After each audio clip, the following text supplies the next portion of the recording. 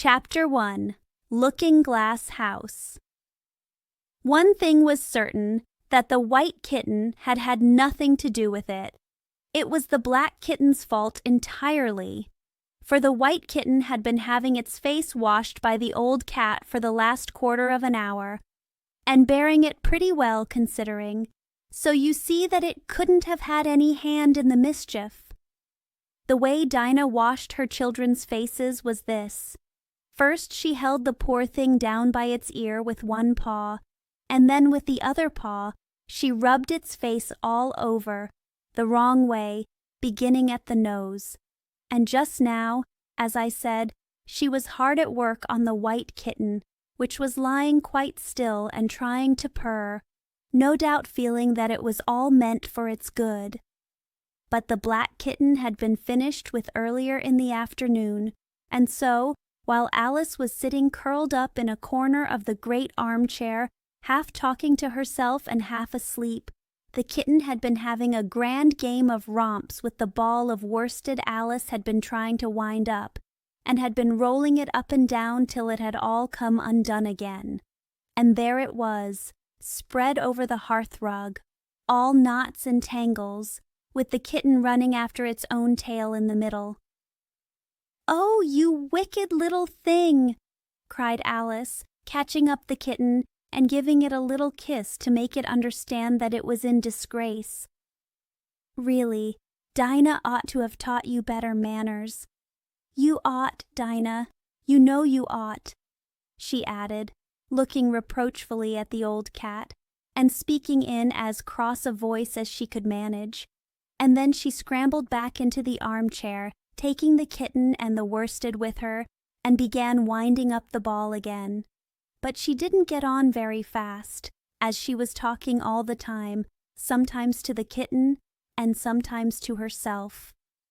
Kitty sat very demurely on her knee, pretending to watch the progress of the winding, and now and then putting out one paw and gently touching the ball, as if it would be glad to help, if it might. "Do you know what tomorrow is, Kitty?" Alice began. "You'd have guessed if you'd been up in the window with me, only Dinah was making you tidy, so you couldn't. I was watching the boys getting in sticks for the bonfire, and it wants plenty of sticks, Kitty. Only it got so cold, and it snowed so they had to leave off. Never mind, Kitty, we'll go and see the bonfire tomorrow."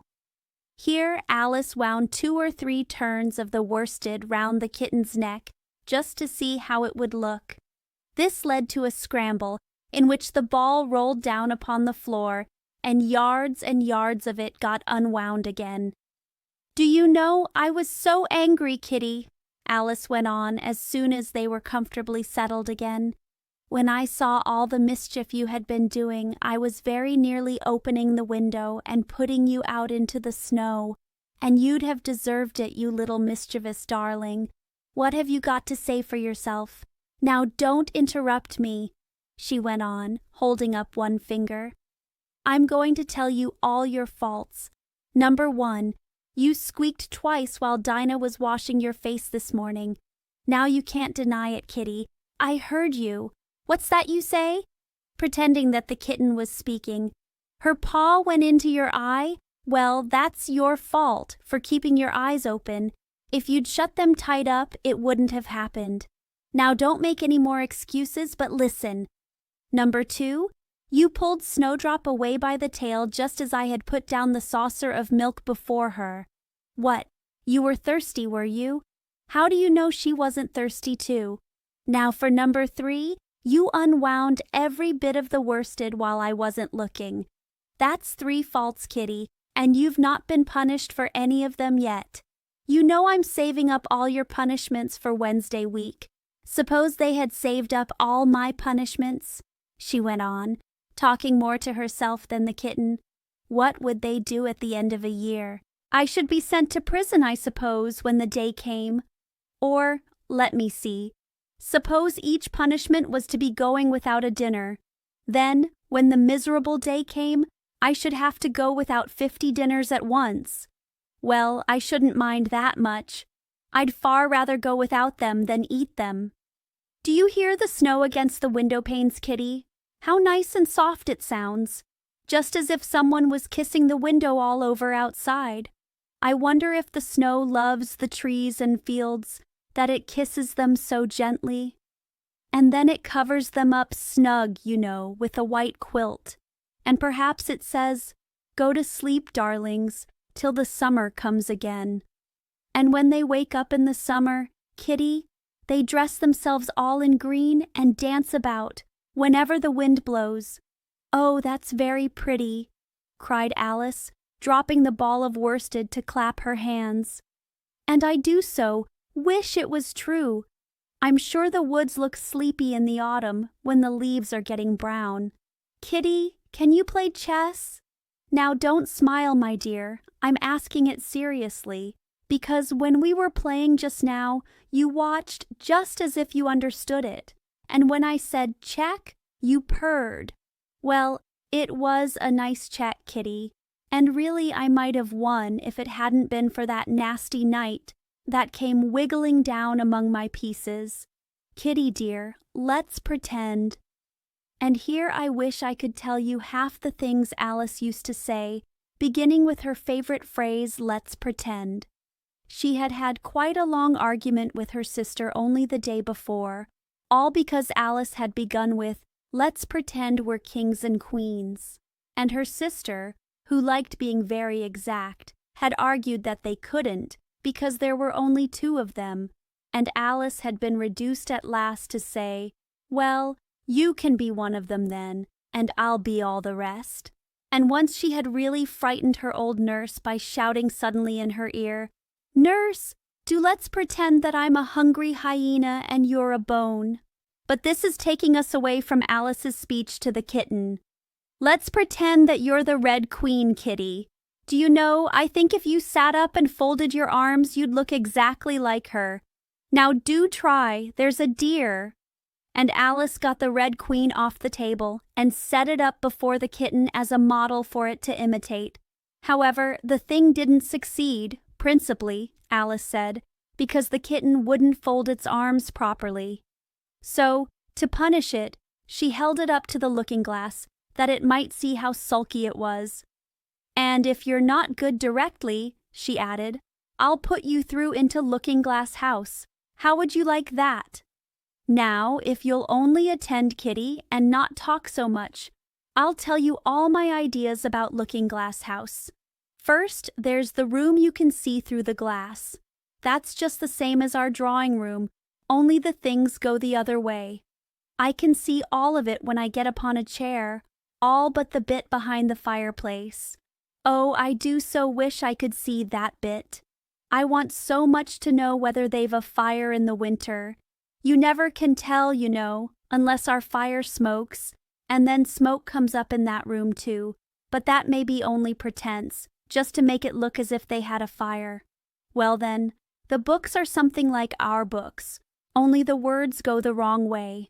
I know that, because I've held up one of our books to the glass, and then they hold up one in the other room.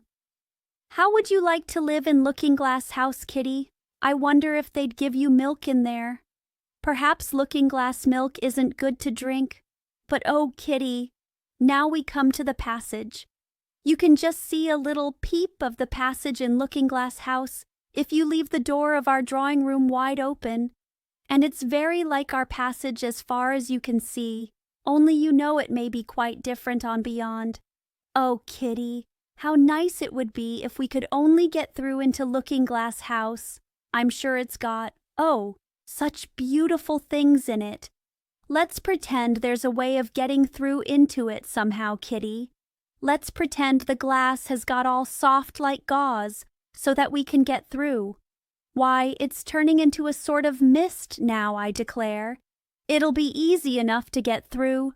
She was up on the chimney-piece while she said this, though she hardly knew how she had got there.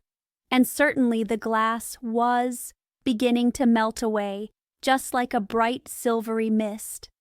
In another moment Alice was through the glass, and had jumped lightly down into the looking-glass room. The very first thing she did was to look whether there was a fire in the fireplace, and she was quite pleased to find that there was a real one, blazing away as brightly as the one she had left behind.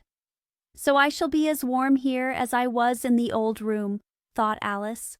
"Warmer, in fact, because there'll be no one here to scold me away from the fire. Oh, what fun it'll be when they see me through the glass in here and can't get at me." Then she began looking about, and noticed that what could be seen from the old room was quite common and uninteresting, but that all the rest was as different as possible. For instance, the pictures on the wall next the fire seemed to be all alive, and the very clock on the chimney-piece, you know you can only see the back of it in the looking-glass, had got the face of a little old man and grinned at her. "They don't keep this room so tidy as the other," Alice thought to herself, as she noticed several of the chessmen down in the hearth among the cinders. But in another moment, with a little "oh" of surprise, she was down on her hands and knees watching them. The chessmen were walking about, 2 and 2. "Here are the Red King and the Red Queen," Alice said, in a whisper for fear of frightening them. "And there are the White King and the White Queen sitting on the edge of the shovel. And here are 2 castles walking arm in arm. I don't think they can hear me," she went on as she put her head closer down, "and I'm nearly sure they can't see me. I feel somehow as if I were invisible." Here something began squeaking on the table behind Alice, and made her turn her head just in time to see one of the white pawns roll over and begin kicking. She watched it with great curiosity to see what would happen next. "It is the voice of my child!" the White Queen cried out as she rushed past the king, so violently that she knocked him over among the cinders. "My precious Lily! My imperial kitten!" And she began scrambling wildly up the side of the fender. "Imperial fiddlestick!" said the king, rubbing his nose, which had been hurt by the fall. He had a right to be a little annoyed with the queen, for he was covered with ashes from head to foot. Alice was very anxious to be of use, and, as the poor little Lily was nearly screaming herself into a fit, she hastily picked up the queen and set her on the table by the side of her noisy little daughter. The queen gasped and sat down. The rapid journey through the air had quite taken away her breath, and for a minute or two she could do nothing but hug the little Lily in silence. As soon as she had recovered her breath a little, she called out to the White King, who was sitting sulkily among the ashes, "Mind the volcano." "What volcano?" said the king, looking up anxiously into the fire, as if he thought that was the most likely place to find one. "Blew me up," panted the queen, who was still a little out of breath. "Mind you come up, the regular way. Don't get blown up." Alice watched the White King as he slowly struggled up from bar to bar, till at last she said, "Why, you'll be hours and hours getting to the table at that rate. I'd far better help you, hadn't I?" But the king took no notice of the question. It was quite clear that he could neither hear her nor see her.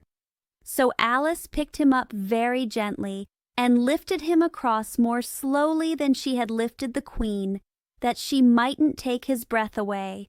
But before she put him on the table, she thought she might as well dust him a little. He was so covered with ashes.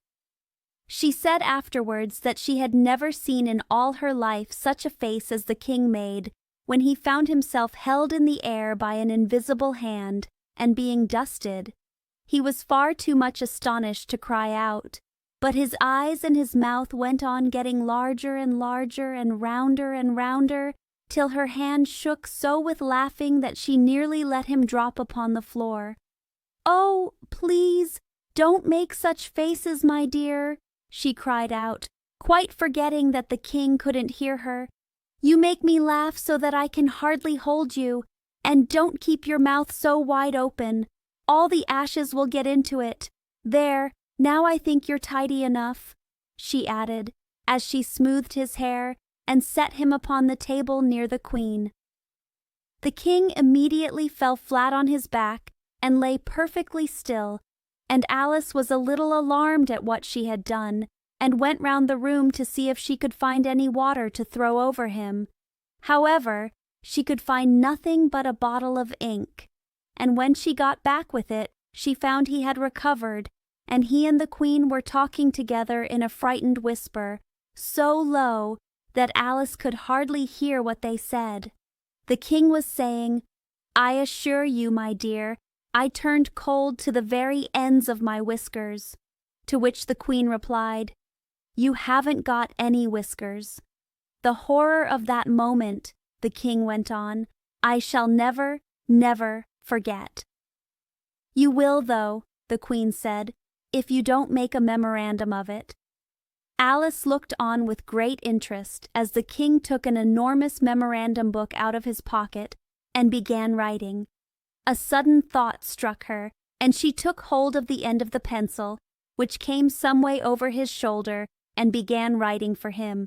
The poor King looked puzzled and unhappy, and struggled with the pencil for some time without saying anything. But Alice was too strong for him, and at last he panted out, "My dear, I really must get a thinner pencil. I can't manage this one a bit. It writes all manner of things that I don't intend." "What manner of things?" said the Queen, looking over the book, in which Alice had put, "The White Knight is sliding down the poker. He balances very badly." "That's not a memorandum of your feelings." There was a book lying near Alice on the table, and while she sat watching the White King, for she was still a little anxious about him, and had the ink all ready to throw over him in case he fainted again, she turned over the leaves to find some part that she could read. "For it's all in some language I don't know," she said to herself. It was like this: Yiko rebaj sevot yitils 8 DNA, Gilurb sought about 8 ni elbmigdine erigdidi, Savogorob 8 ero yismimla, Ebargtuo star amom 8 dine. She puzzled over this for some time, but at last a bright thought struck her. "Why, it's a looking-glass book, of course, and if I hold it up to a glass, the words will all go the right way again." This was the poem that Alice read. Jabberwocky. "'Twas brillig, and the slithy toves did gyre and gimble in the wabe. All mimsy were the borogovs, and the mome wraths outgrabe. Beware the jabberwock, my son, the jaws that bite, the claws that catch. Beware the jub-jub bird, and shun the frumious bandersnatch." He took his vorpal sword in hand. Long time the manxome foe he sought. So rested he by the tumtum tree, and stood a while in thought. And as in uffish thought he stood, the jabberwock with eyes of flame came whiffling through the tulgey wood, and burbled as it came, 1, 2, 1, 2, and through the vorpal blade went snicker-snack. He left it dead, and with its head he went galumphing back. "And hast thou slain the jabberwock? Come to my arms, my beamish boy. O frabjous day, Calloo, Calais." He chortled in his joy. "'Twas brillig, and the slithy toves did gyre and gimble in the wabe. All mimsy were the borogovs, and the momeraths outgrabby." "It seems very pretty," she said when she had finished it, "but it's rather hard to understand." You see, she didn't like to confess, even to herself, that she couldn't make it out at all. "Somehow it seems to fill my head with ideas, only I don't exactly know what they are. However, somebody killed something. That's clear, at any rate." "But, oh," thought Alice, suddenly jumping up, "if I don't make haste, I shall have to go back through the looking-glass before I've seen what the rest of the house is like. Let's have a look at the garden first." She was out of the room in a moment and ran downstairs, or at least it wasn't exactly running, but a new invention of hers for getting downstairs quickly and easily, as Alice said to herself. She just kept the tips of her fingers on the handrail and floated gently down without even touching the stairs with her feet. Then she floated on through the hall, and would have gone straight out at the door in the same way if she hadn't caught hold of the doorpost. She was getting a little giddy with so much floating in the air, and was rather glad to find herself walking again in the natural way. Chapter 2. The Garden of Live Flowers. "I should see the garden far better," said Alice to herself, "if I could get to the top of that hill.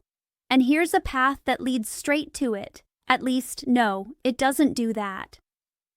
After going a few yards along the path and turning several sharp corners, "But I suppose it will at last. But how curiously it twists! It's more like a corkscrew than a path. Well, this turn goes to the hill, I suppose. No, it doesn't. This goes straight back to the house. Well then, I'll try it the other way." And so she did, wandering up and down and trying turn after turn, but always coming back to the house, do what she would. Indeed, once, when she turned a corner rather more quickly than usual, she ran against it before she could stop herself. "It's no use talking about it," Alice said, looking up at the house and pretending it was arguing with her. "I'm not going in again yet. I know I should have to get through the looking-glass again, back into the old room, and there'd be an end of all my adventures." So, resolutely turning her back upon the house, she set out once more down the path, determined to keep straight on till she got to the hill. For a few minutes all went on well, and she was just saying, "I really shall do it this time," when the path gave a sudden twist and shook itself, as she described it afterwards, and the next moment she found herself actually walking in at the door. "Oh, it's too bad," she cried. "I never saw such a house for getting in the way. Never!" However, there was the hill full in sight, so there was nothing to be done but start again. This time she came upon a large flower bed with a border of daisies and a willow tree growing in the middle. "Oh, Tiger Lily," said Alice, addressing herself to one that was waving gracefully about in the wind, "I wish you could talk." "We can talk," said the Tiger Lily, "when there's anybody worth talking to." Alice was so astonished that she could not speak for a minute. It quite seemed to take her breath away. At length, as the Tiger Lily only went on waving about, she spoke again in a timid voice, almost in a whisper. "And can all the flowers talk?" "As well as you can," said the Tiger Lily, "and a great deal louder." "It isn't manners for us to begin, you know," said the Rose, "and I really was wondering when you'd speak. Said I to myself, her face has got some sense in it, though it's not a clever one. Still, you're the right color, and that goes a long way." "I don't care about the color," the Tiger Lily remarked. "If only her petals curled up a little more, she'd be all right." Alice didn't like being criticized, so she began asking questions. "Aren't you sometimes frightened at being planted out here, with nobody to take care of you?"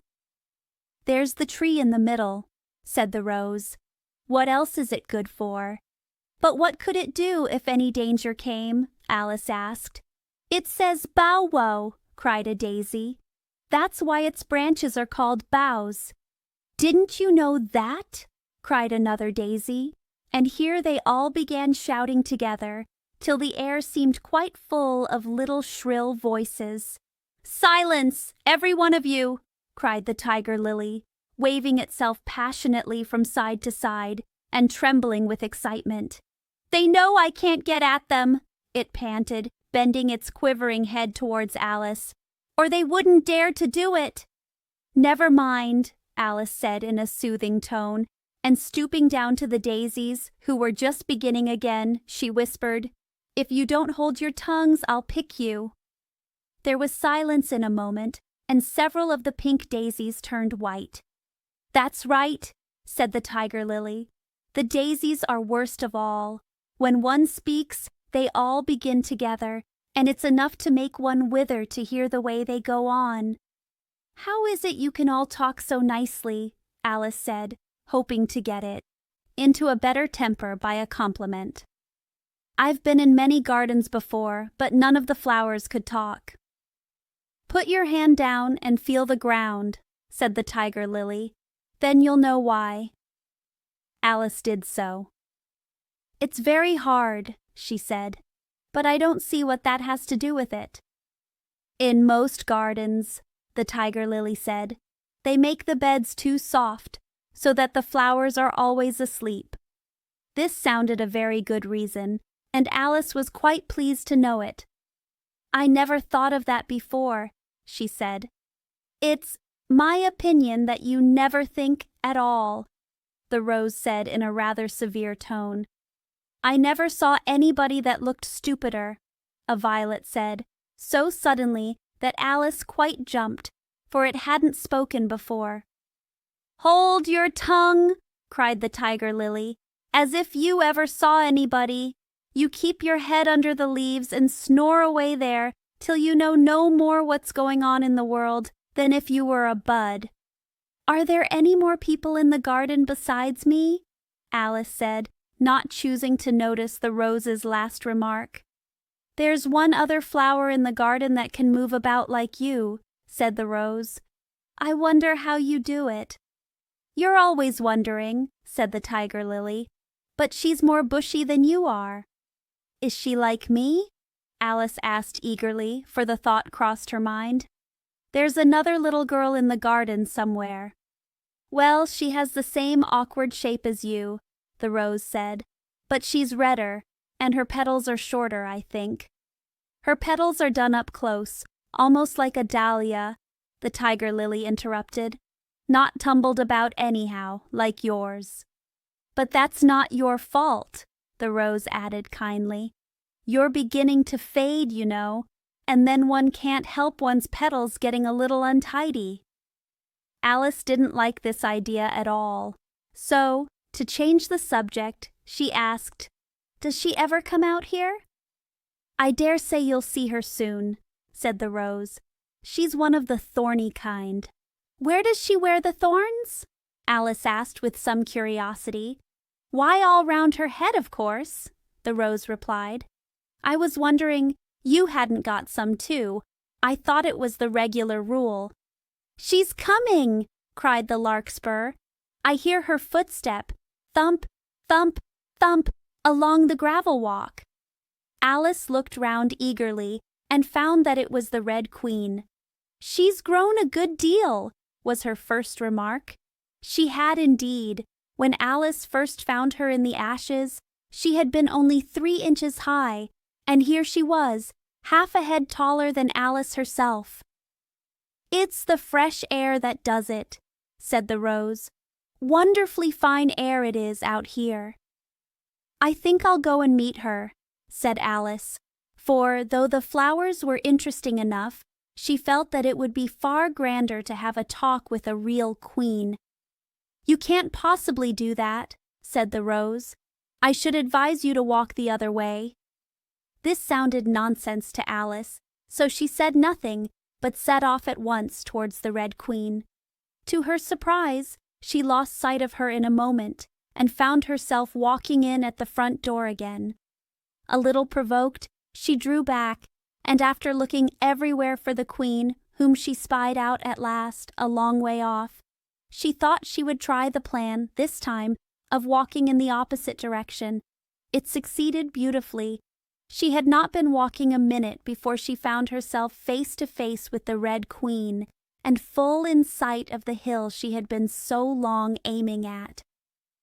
"Where do you come from?" said the Red Queen. "And where are you going? Look up, speak nicely, and don't twiddle your fingers all the time." Alice attended to all these directions and explained as well as she could that she had lost her way. "I don't know what you mean by your way," said the Queen. "All the ways about here belong to me, but why did you come out here at all?" she added in a kinder tone. "Curtsy while you're thinking what to say, it saves time." Alice wondered a little at this, but she was too much in awe of the Queen to disbelieve it. "I'll try it when I go home," she thought to herself.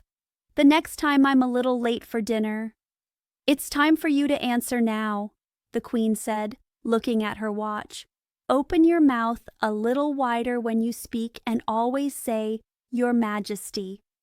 I only wanted to see what the garden was like, Your Majesty. That's right, said the Queen, patting her on the head, which Alice didn't like at all. Though when you say garden, I've seen gardens, compared with which this would be a wilderness. Alice didn't dare to argue the point, but went on, and I thought I'd try and find my way to the top of that hill. When you say hill, the Queen interrupted, I could show you hills in comparison with which you'd call that a valley. No, I shouldn't, said Alice, surprised into contradicting her at last. A hill can't be a valley, you know. That would be nonsense. The Red Queen shook her head. You may call it nonsense if you like, she said, but I've heard nonsense, compared with which that would be as sensible as a dictionary. Alice curtsied again, as she was afraid from the Queen's tone that she was a little offended, and they walked on in silence till they got to the top of the little hill. For some minutes Alice stood without speaking, looking out in all directions over the country, and a most curious country it was. There were a number of tiny little brooks running straight across it from side to side, and the ground between was divided up into squares by a number of little green hedges that reached from brook to brook. I declare it's marked out just like a large chessboard, Alice said at last. There ought to be some men moving about somewhere, and so there are, she added in a tone of delight, and her heart began to beat quick with excitement as she went on. It's a great huge game of chess that's being played all over the world, if this is the world at all, you know. Oh, what fun it is! How I wish I was one of them! I wouldn't mind being a pawn, if only I might join, though of course I should like to be a queen, best. She glanced rather shyly at the real Queen as she said this, but her companion only smiled pleasantly and said, That's easily managed. You can be the White Queen's pawn if you like, as Lily's too young to play, and you're in the second square to begin with. When you get to the 8th square, you'll be a queen. Just at this moment, somehow or other, they began to run. Alice never could quite make out, in thinking it over afterwards, how it was that they began. All she remembers is that they were running hand in hand, and the Queen went so fast that it was all she could do to keep up with her, and still the Queen kept crying, Faster! Faster! But Alice felt she could not go faster, though she had not breath left to say so. The most curious part of the thing was that the trees and the other things round them never changed their places at all. However fast they went, they never seemed to pass anything. I wonder if all the things move along with us, thought poor puzzled Alice, and the Queen seemed to guess her thoughts, for she cried, Faster! Don't try to talk! Not that Alice had any idea of doing that. She felt as if she would never be able to talk again. She was getting so much out of breath. And still the Queen cried, Faster! Faster! and dragged her along. Are we nearly there? Alice managed to pant out at last. Nearly there, the Queen repeated. Why, we passed it 10 minutes ago. Faster! And they ran on for a time in silence, with the wind whistling in Alice's ears and almost blowing her hair off her head, she fancied. Now! Now! cried the Queen. Faster! Faster! And they went so fast that at last they seemed to skim through the air, hardly touching the ground with their feet, till suddenly, just as Alice was getting quite exhausted, they stopped, and she found herself sitting on the ground, breathless and giddy. The Queen propped her up against a tree and said kindly, You may rest a little now. Alice looked round her in great surprise. Why, I do believe we've been under this tree the whole time. Everything's just as it was. Of course it is, said the Queen. What would you have it? Well, in our country, said Alice, still panting a little, you'd generally get to somewhere else, if you ran very fast for a long time, as we've been doing. A slow sort of country, said the Queen. Now, here, you see, it takes all the running you can do to keep in the same place. If you want to get somewhere else, you must run at least twice as fast as that. I'd rather not try, please, said Alice. I'm quite content to stay here, only I am so hot and thirsty. I know what you'd like, the Queen said good-naturedly, taking a little box out of her pocket. Have a biscuit? Alice thought it would not be civil to say no, though it wasn't at all what she wanted. So she took it and ate it as well as she could, and it was very dry, and she thought she had never been so nearly choked in all her life. While you're refreshing yourself, said the Queen, I'll just take the measurements. And she took a ribbon out of her pocket, marked in inches, and began measuring the ground and sticking little pegs in here and there. At the end of 2 yards, she said, putting in a peg to mark the distance, I shall give you your directions. Have another biscuit? No, thank you, said Alice. One's quite enough. Thirst quenched, I hope, said the Queen. Alice did not know what to say to this, but luckily the Queen did not wait for an answer, but went on. At the end of 3 yards I shall repeat them, for fear of your forgetting them. At the end of 4 I shall say goodbye, and at the end of 5 I shall go. She had got all the pegs put in by this time, and Alice looked on with great interest as she returned to the tree and then began slowly walking down the row. At the 2-yard peg she faced round and said, A pawn goes 2 squares in its first move, you know, so you'll go very quickly through the 3rd square, by railway I should think, and you'll find yourself in the 4th square in no time. Well, that square belongs to Tweedledum and Tweedledee, the 5th is mostly water, the 6th belongs to Humpty Dumpty, but you make no remark? I didn't know I had to make one, just then, Alice faltered out. You should have said, It's extremely kind of you to tell me all this. However, we'll suppose it said, The 7th square is all forest. However, one of the knights will show you the way, and in the 8th square we shall be queens together, and it's all feasting and fun. Alice got up and curtsied and sat down again. At the next peg the Queen turned again, and this time she said, Speak in French when you can't think of the English for a thing. Turn out your toes as you walk, and remember who you are. She did not wait for Alice to curtsy this time, but walked on quickly to the next peg, where she turned for a moment to say, Goodbye, and then hurried on to the last. How it happened Alice never knew, but exactly as she came to the last peg, she was gone.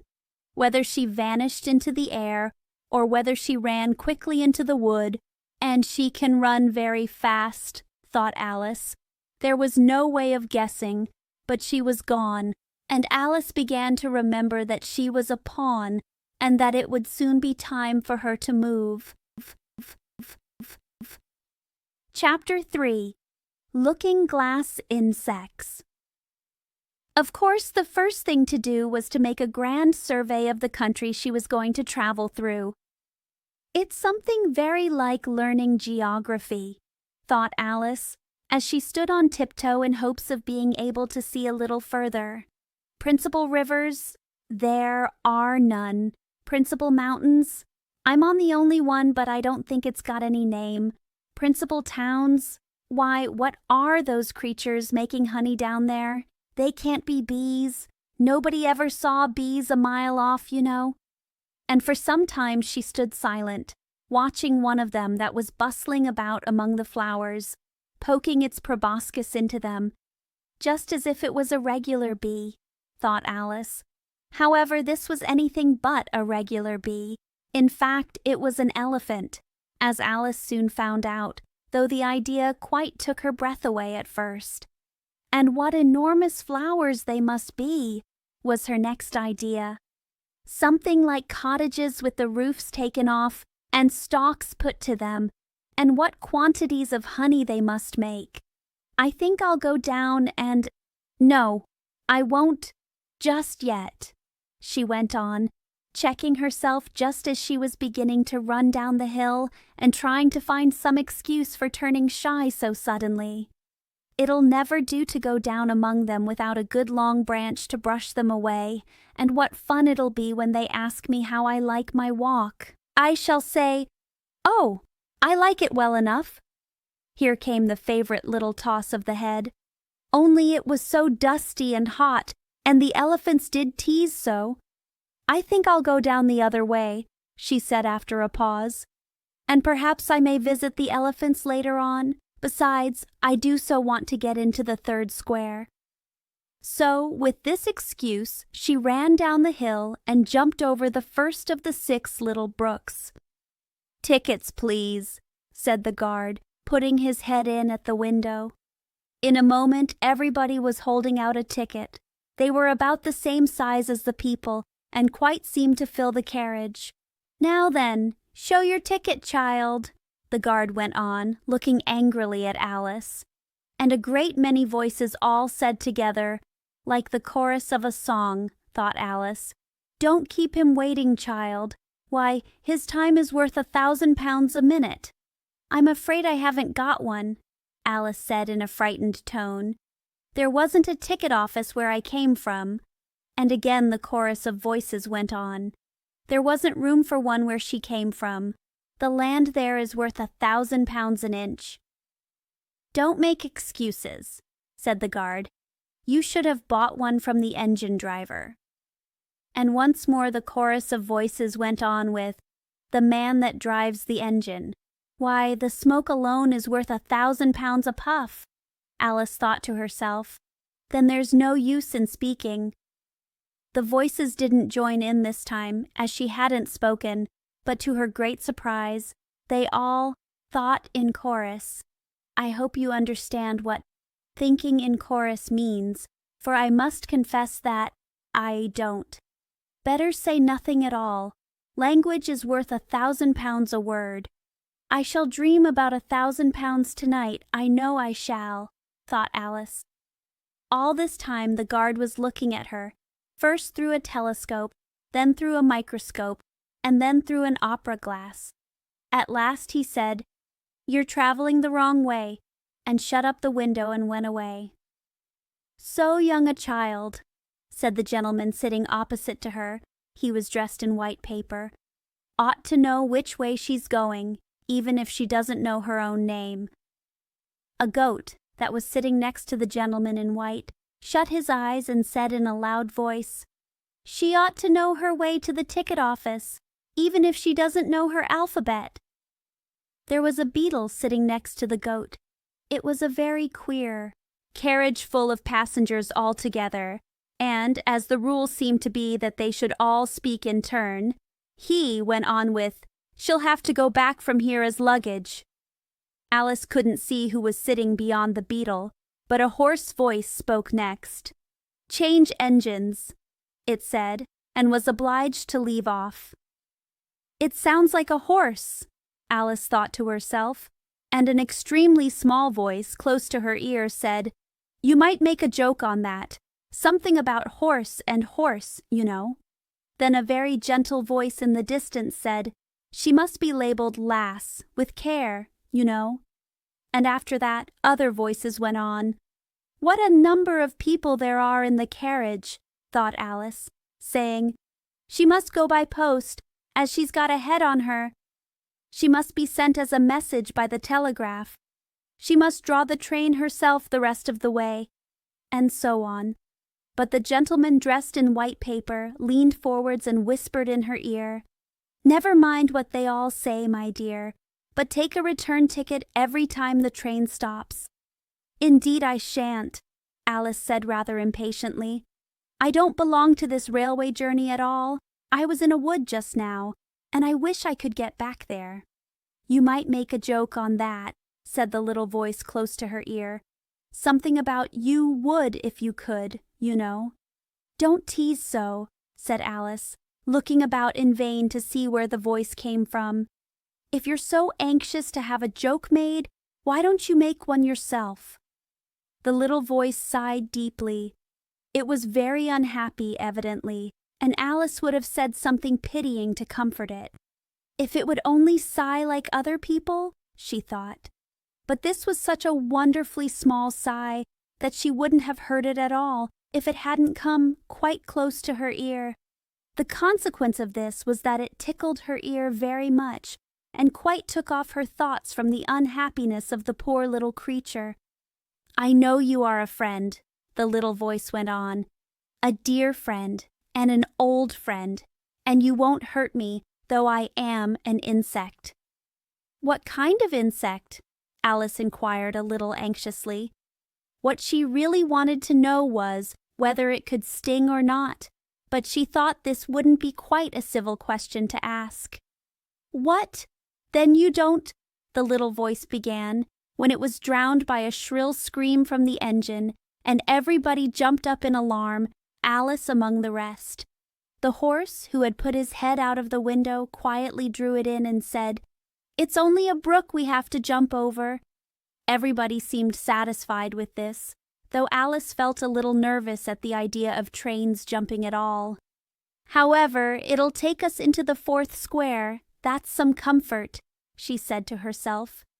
In another moment she felt the carriage rise straight up into the air, and in her fright she caught at the thing nearest to her hand, which happened to be the goat's beard.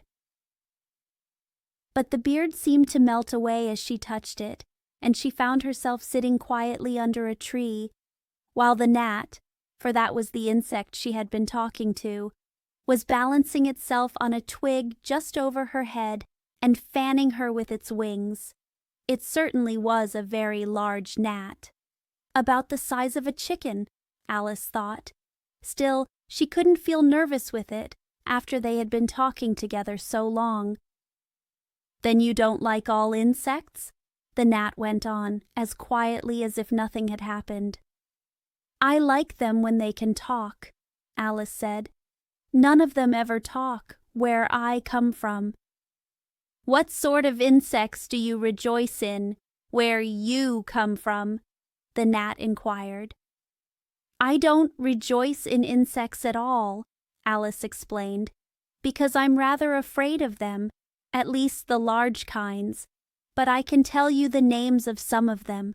"Of course they answer to their names," the gnat remarked carelessly. "I never knew them to do it." "What's the use of their having names?" the gnat said, "if they won't answer to them?" "No use to them," said Alice, "but it's useful to the people who name them, I suppose. If not, why do things have names at all?"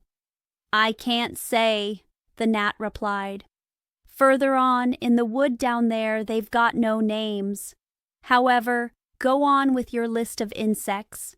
You're wasting time." "Well, there's the horsefly," Alice began, counting off the names on her fingers. "All right," said the gnat. "Halfway up that bush, you'll see a rocking horsefly if you look. It's made entirely of wood and gets about by swinging itself from branch to branch." "What does it live on?" Alice asked with great curiosity. "Sap and sawdust," said the gnat. "Go on with the list." Alice looked up at the rocking horsefly with great interest and made up her mind that it must have been just repainted. It looked so bright and sticky. And then she went on. "And there's the dragonfly." "Look on the branch above your head," said the gnat, "and there you'll find a snapdragonfly. Its body is made of plum pudding, its wings of holly leaves, and its head is a raisin burning in brandy." "And what does it live on?" "Frumenti and mince pie," the gnat replied, "and it makes its nest in a Christmas box." "And then there's the butterfly," Alice went on after she had taken a good look at the insect with its head on fire and had thought to herself, "I wonder if that's the reason insects are so fond of flying into candles, because they want to turn into snapdragonflies." "Crawling at your feet," said the gnat. Alice drew her feet back in some alarm. "You may observe a bread and butter fly. Its wings are thin slices of bread and butter.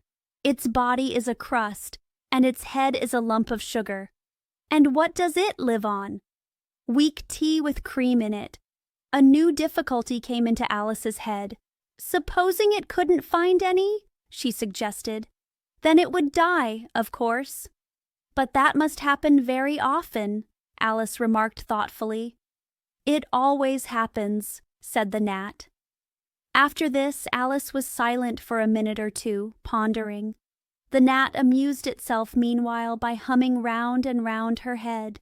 At last it settled again and remarked, "I suppose you don't want to lose your name?" "No, indeed," Alice said a little anxiously. "And yet I don't know," the gnat went on in a careless tone. "Only think how convenient it would be if you could manage to go home without it.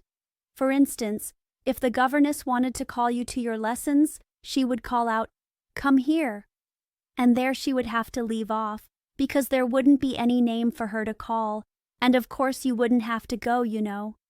"That would never do, I'm sure," said Alice. "The governess would never think of excusing me lessons for that. If she couldn't remember my name, she'd call me Miss, as the servants do." "Well, if she said Miss, and didn't say anything more," the gnat remarked, "of course you'd miss your lessons. That's a joke. I wish you had made it." "Why do you wish I had made it?" Alice asked. "It's a very bad one." But the gnat only sighed deeply, while 2 large tears came rolling down its cheeks. "You shouldn't make jokes," Alice said, "if it makes you so unhappy." Then came another of those melancholy little sighs, and this time the poor gnat really seemed to have sighed itself away, for when Alice looked up, there was nothing whatever to be seen on the twig, and as she was getting quite chilly with sitting still so long, she got up and walked on. She very soon came to an open field, with a wood on the other side of it. It looked much darker than the last wood, and Alice felt a little timid about going into it. However, on second thoughts, she made up her mind to go on, "For I certainly won't go back," she thought to herself, and this was the only way to the 8th square. "This must be the wood," she said thoughtfully to herself, "where things have no names. I wonder what'll become of my name when I go in. I shouldn't like to lose it at all, because they'd have to give me another, and it would be almost certain to be an ugly one.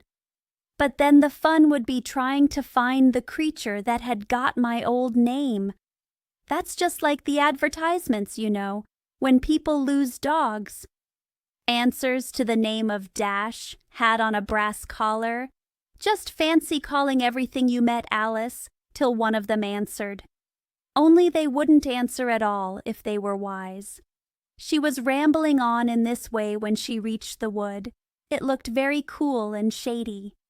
"Well, at any rate, it's a great comfort," she said as she stepped under the trees. "After being so hot, to get into what?" she went on, rather surprised at not being able to think of the word. "I mean to get under this, you know," putting her hand on the trunk of the tree. "What does it call itself, I wonder? I do believe it's got no name. Why, to be sure it hasn't." She stood silent for a minute, thinking. Then she suddenly began again.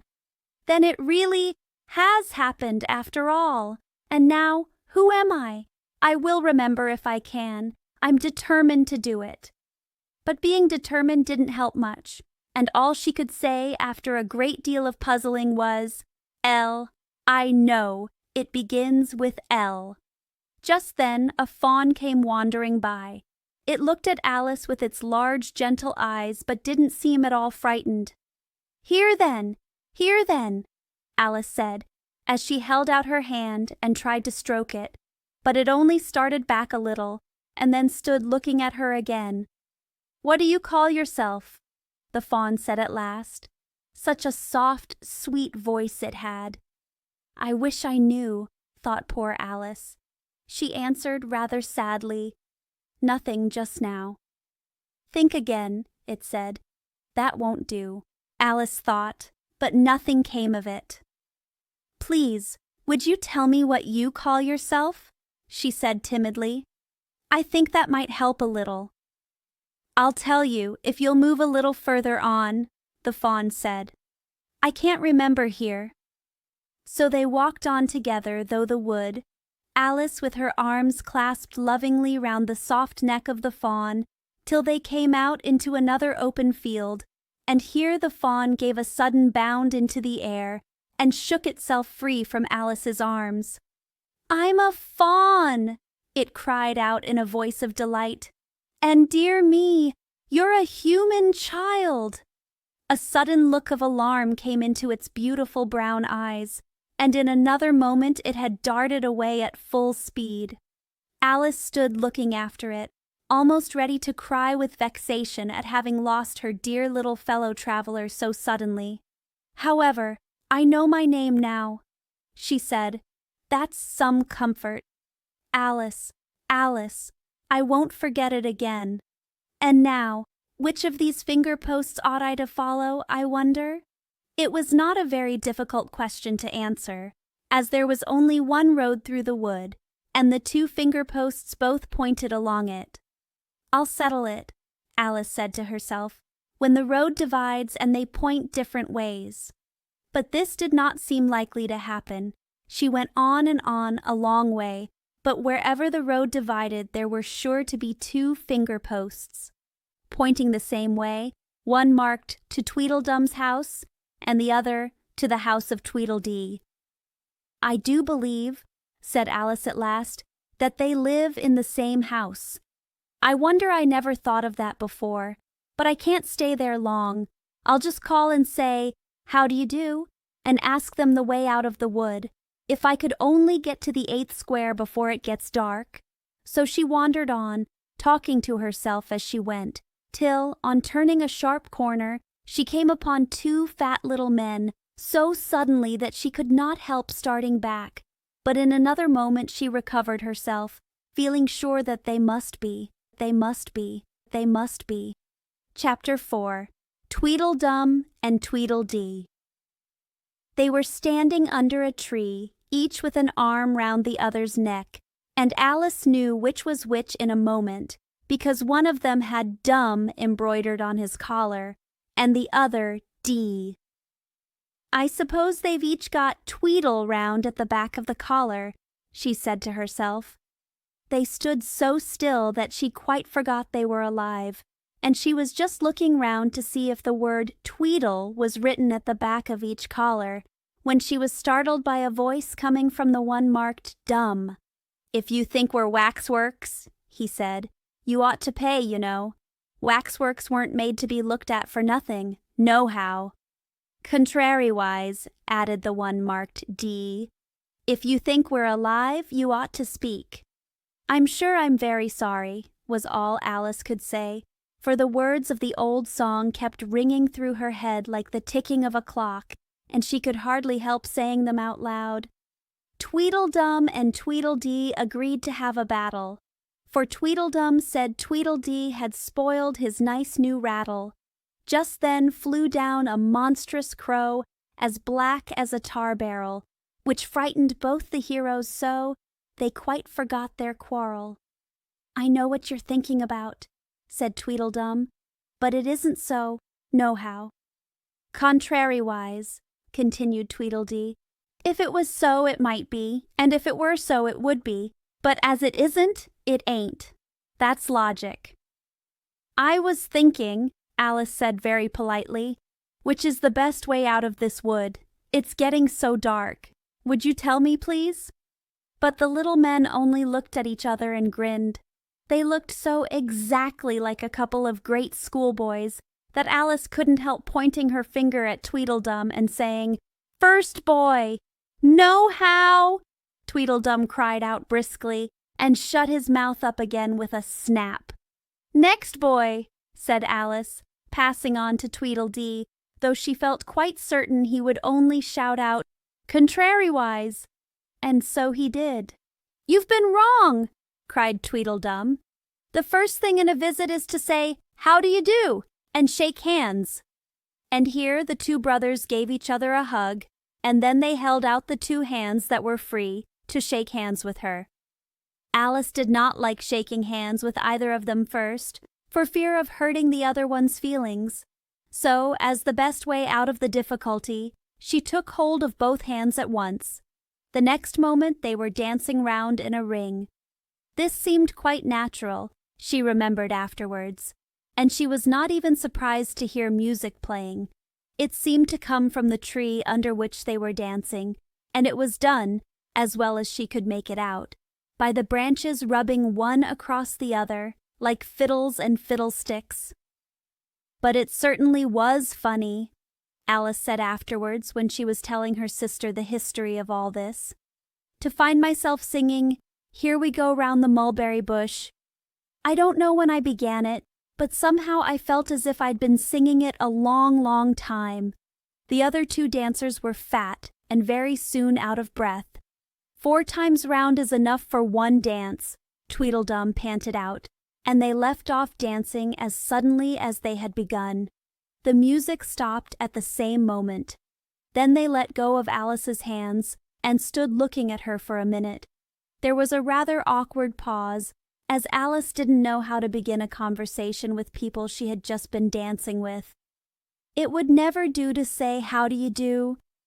Now, she said to herself, we seem to have got beyond that somehow. "I hope you're not much tired," she said at last. "No, how, and thank you very much for asking," said Tweedledum. "So much obliged," added Tweedledee. "You like poetry?" "Yes, pretty well, some poetry," Alice said doubtfully. "Would you tell me which road leads out of the wood?" "What shall I repeat to her?" said Tweedledee, looking round at Tweedledum with great solemn eyes and not noticing Alice's question. "The Walrus and the Carpenter is the longest," Tweedledum replied, giving his brother an affectionate hug. Tweedledee began instantly. "The sun was shining." Here Alice ventured to interrupt him. "If it's very long," she said as politely as she could, "would you please tell me first which road?" Tweedledee smiled gently and began again. "The sun was shining on the sea, shining with all his might. He did his very best to make the billows smooth and bright. And this was odd, because it was the middle of the night. The moon was shining sulkily because she thought the sun had got no business to be there after the day was done. It's very rude of him," she said, "to come and spoil the fun." The sea was wet as wet could be. The sands were dry as dry. You could not see a cloud, because no cloud was in the sky. No birds were flying overhead. There were no birds to fly. The Walrus and the Carpenter were walking close at hand. They wept like anything to see such quantities of sand. If this were only cleared away, they said, it would be grand. If 7 maids with 7 mops swept it for half a year, do you suppose, the Walrus said, that they could get it clear? "I doubt it," said the Carpenter, and shed a bitter tear. "O oysters, come and walk with us," the Walrus did beseech. "A pleasant walk, a pleasant talk, along the briny beach. We cannot do with more than 4, to give a hand to each." The eldest oyster looked at him, but never a word he said. The eldest oyster winked his eye and shook his heavy head, meaning to say he did not choose to leave the oyster bed. But 4 young oysters hurried up, all eager for the treat. Their coats were brushed, their faces washed, their shoes were clean and neat. And this was odd because, you know, they hadn't any feet. 4 other oysters followed them, and yet another 4. And thick and fast they came at last, and more and more and more, all hopping through the frothy waves and scrambling to the shore.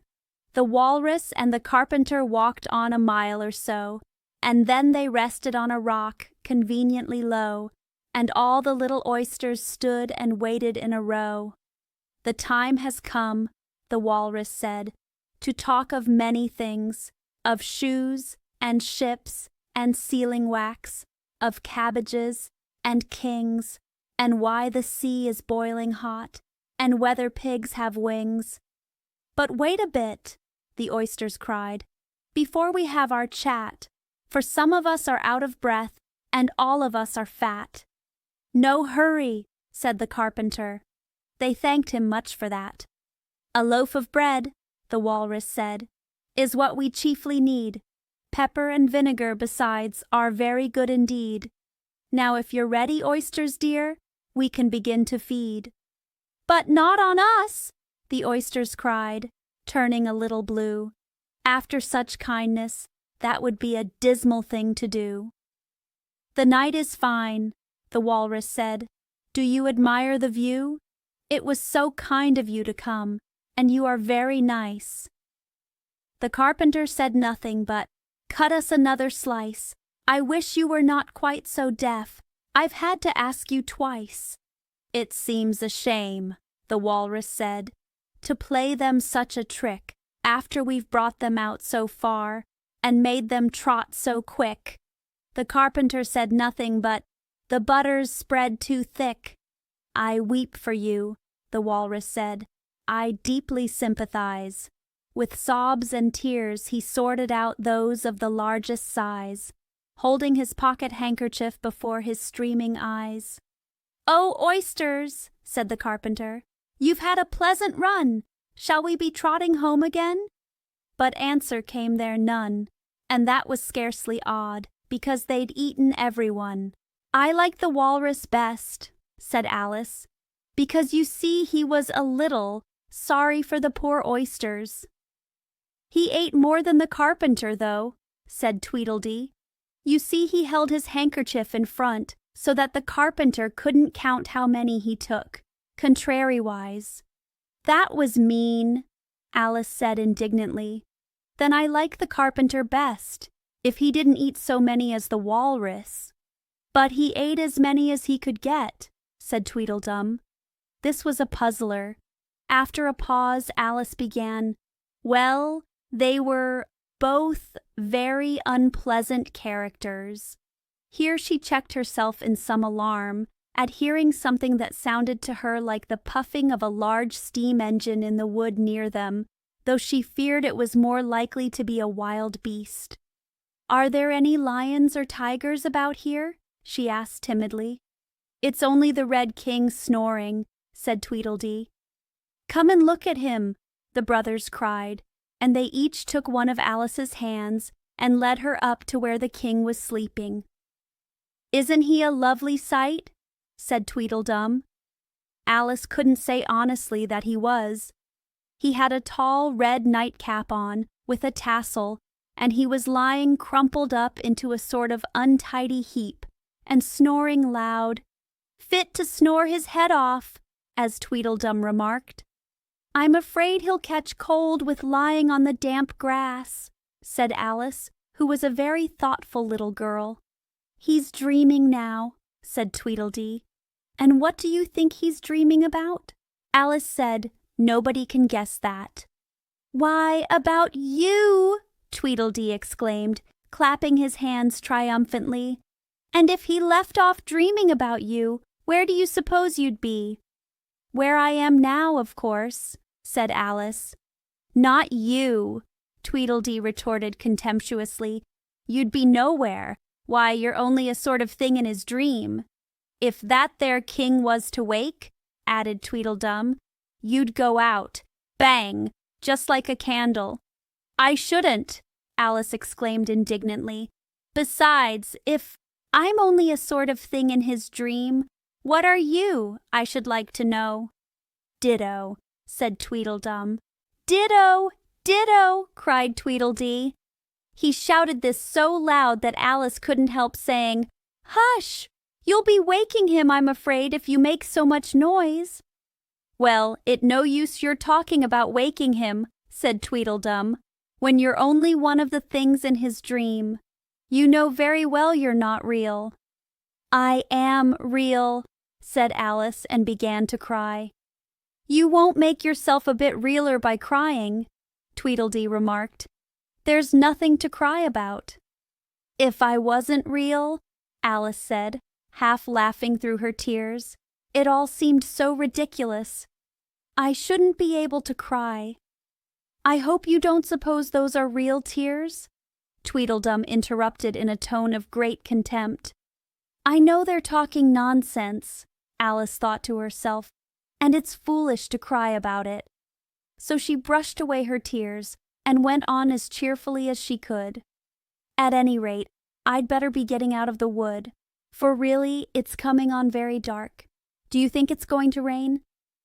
Tweedledum spread a large umbrella over himself and his brother and looked up into it. "No, I don't think it is," he said. "At least, not under here, nohow." "But it may rain outside?" "It may, if it chooses," said Tweedledee. "We've no objection, contrariwise." "Selfish things," thought Alice, and she was just going to say good night and leave them, when Tweedledum sprang out from under the umbrella and seized her by the wrist. "Do you see that?" he said, in a voice choking with passion, and his eyes grew large and yellow all in a moment, as he pointed with a trembling finger at a small white thing lying under the tree. "It's only a rattle," Alice said, after a careful examination of the little white thing. "Not a rattlesnake, you know," she added hastily, thinking that he was frightened. "Only an old rattle, quite old and broken." "I knew it was!" cried Tweedledum, beginning to stamp about wildly and tear his hair. "It's spoilt, of course." Here he looked at Tweedledee, who immediately sat down on the ground and tried to hide himself under the umbrella. Alice laid her hand upon his arm and said in a soothing tone, "You needn't be so angry about an old rattle." "But it isn't old!" Tweedledum cried in a greater fury than ever. "It's new, I tell you. I bought it yesterday. My nice new rattle." And his voice rose to a perfect scream. All this time Tweedledee was trying his best to fold up the umbrella with himself in it, which was such an extraordinary thing to do that it quite took off Alice's attention from the angry brother. But he couldn't quite succeed, and it ended in his rolling over, bundled up in the umbrella, with only his head out. And there he lay, opening and shutting his mouth and his large eyes. "Looking more like a fish than anything else," Alice thought. "Of course you agree to have a battle," Tweedledum said in a calmer tone. "I suppose so," the other sulkily replied, as he crawled out of the umbrella. "Only she must help us to dress up, you know." So the two brothers went off hand in hand into the wood, and returned in a minute with their arms full of things, such as bolsters, blankets, hearthrugs, tablecloths, dish covers, and coal scuttles. "I hope you're a good hand at pinning and tying strings," Tweedledum remarked. "Every one of these things has got to go on, somehow or other." Alice said afterwards she had never seen such a fuss made about anything in all her life, the way those two bustled about, and the quantity of things they put on, and the trouble they gave her in tying strings and fastening buttons. "Really, they'll be more like bundles of old clothes than anything else by the time they're ready," she said to herself, as she arranged a bolster round the neck of Tweedledee, to keep his head from being cut off, as he said. "You know," he added very gravely, "it's one of the most serious things that can possibly happen to one in a battle, to get one's head cut off." Alice laughed aloud, but she managed to turn it into a cough for fear of hurting his feelings. "Do I look very pale?" said Tweedledum, coming up to have his helmet tied on. He called it a helmet, though it certainly looked much more like a saucepan. "Well, yes, a little," Alice replied gently. "I'm very brave generally," he went on in a low voice. "Only today I happen to have a headache." "And I've got a toothache," said Tweedledee, who had overheard the remark. "I'm far worse off than you." "Then you'd better not fight today," said Alice, thinking it a good opportunity to make peace. "We must have a bit of a fight, but I don't care about going on long," said Tweedledum. "What's the time now?" Tweedledee looked at his watch and said, 4:30. "Let's fight till 6 and then have dinner," said Tweedledum. "Very well," the other said, rather sadly. "And she can watch us, only you'd better not come very close," he added. "I generally hit everything I can see when I get really excited." "And I hit everything within reach," cried Tweedledum, "whether I can see it or not." Alice laughed. "You must hit the trees pretty often, I should think," she said. Tweedledum looked round him with a satisfied smile.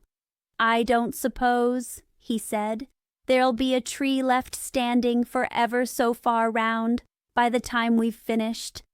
"And all about a rattle," said Alice, still hoping to make them a little ashamed of fighting for such a trifle. "I shouldn't have minded it so much," said Tweedledum, "if it hadn't been a new one." "I wish the monstrous crow would come," thought Alice. "There's only one sword, you know," Tweedledum said to his brother. "But you can have the umbrella, it's quite as sharp. Only we must begin quick. It's getting as dark as it can." "And darker," said Tweedledee. It was getting dark so suddenly that Alice thought there must be a thunderstorm coming on. "What a thick black cloud that is," she said. "And how fast it comes! Why, I do believe it's got wings." "It's the crow!"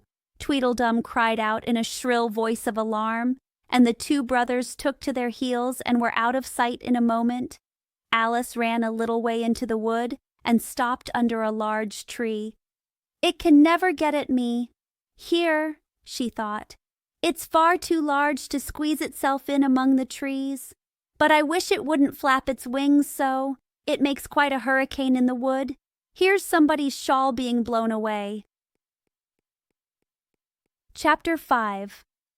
Wool and Water.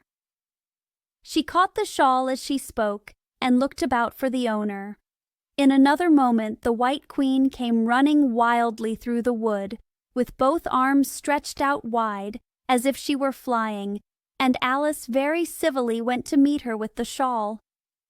"I'm very glad I happened to be in the way," Alice said, as she helped her to put on her shawl again. The White Queen only looked at her in a helpless, frightened sort of way, and kept repeating something in a whisper to herself that sounded like bread and butter, and Alice felt that if there was to be any conversation at all, she must manage it herself. So she began rather timidly, "Am I addressing the White Queen?" "Well, yes, if you call that addressing," the Queen said. "It isn't my notion of the thing at all." Alice thought it would never do to have an argument at the very beginning of their conversation, so she smiled and said, "If your Majesty will only tell me the right way to begin, I'll do it as well as I can." "But I don't want it done at all," groaned the poor Queen. "I've been addressing myself for the last 2 hours." It would have been all the better, as it seemed to Alice, if she had got someone else to dress her. She was so dreadfully untidy. "Every single thing's crooked," Alice thought to herself, "and she's all over pins. May I put your shawl straight for you?" she added aloud. "I don't know what's the matter with it," the Queen said in a melancholy voice. "It's out of temper, I think. I've pinned it here and I've pinned it there, but there's no pleasing it." "It can't go straight, you know, if you pin it all on one side," Alice said as she gently put it right for her. "And dear me, what a state your hair is in." "The brush has got entangled in it," the Queen said with a sigh. "And I lost the comb yesterday." Alice carefully released the brush and did her best to get the hair into order. "Come, you look rather better now," she said, after altering most of the pins. "But really, you should have a lady's maid." "I'm sure I'll take you with pleasure," the Queen said. 2 pence a week and jam every other day. Alice couldn't help laughing as she said, I don't want you to hire me, and I don't care for jam. It's very good jam, said the Queen. Well, I don't want any today, at any rate. You couldn't have it if you did want it, the Queen said. The rule is, jam tomorrow and jam yesterday, but never jam today. It must come sometimes to jam today, Alice objected. No, it can't, said the Queen. It's jam every other day. Today isn't any other day, you know. I don't understand you, said Alice. It's dreadfully confusing. That's the effect of living backwards, the Queen said kindly. It always makes one a little giddy at first. Living backwards, Alice repeated in great astonishment. I never heard of such a thing. But there's one great advantage in it, that one's memory works both ways. I'm sure mine only works one way, Alice remarked. I can't remember things before they happen. It's a poor sort of memory that only works backwards, the Queen remarked. What sort of things do you remember best? Alice ventured to ask. Oh, things that happened the week after next, the Queen replied in a careless tone. For instance, now, she went on, sticking a large piece of plaster on her finger as she spoke, there's the King's messenger. He's in prison now, being punished, and the trial doesn't even begin till next Wednesday, and of course the crime comes last of all. Suppose he never commits the crime, said Alice. That would be all the better, wouldn't it? The Queen said, as she bound the plaster round her finger with a bit of ribbon. Alice felt there was no denying that. Of course it would be all the better, she said, but it wouldn't be all the better his being punished. You're wrong, there, at any rate, said the Queen. Were you ever punished? Only for faults, said Alice. And you were all the better for it, I know, the Queen said triumphantly. Yes, but then I had done the things I was punished for, said Alice. That makes all the difference. But if you hadn't done them, the Queen said, that would have been better still, better, and better, and better. Her voice went higher with each better, till it got quite to a squeak at last.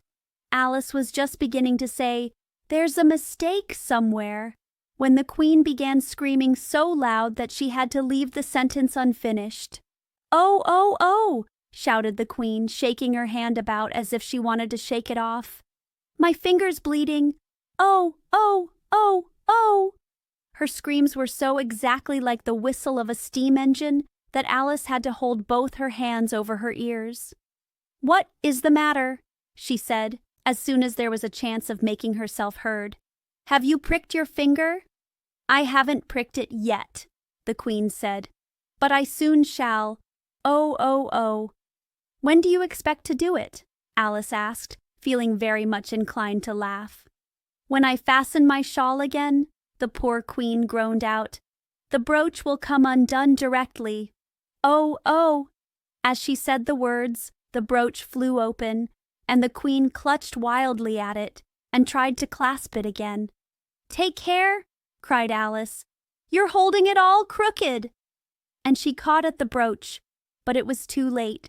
The pin had slipped and the Queen had pricked her finger. That accounts for the bleeding, you see, she said to Alice with a smile. Now you understand the way things happen here. But why don't you scream now? Alice asked, holding her hands ready to put over her ears again. Why, I've done all the screaming already, said the Queen. What would be the good of having it all over again? By this time it was getting light. The crow must have flown away, I think, said Alice. I'm so glad it's gone. I thought it was the night coming on. I wish I could manage to be glad, the Queen said. Only I never can remember the rule. You must be very happy, living in this wood, and being glad whenever you like. Only it is so very lonely here, Alice said in a melancholy voice, and at the thought of her loneliness, 2 large tears came rolling down her cheeks.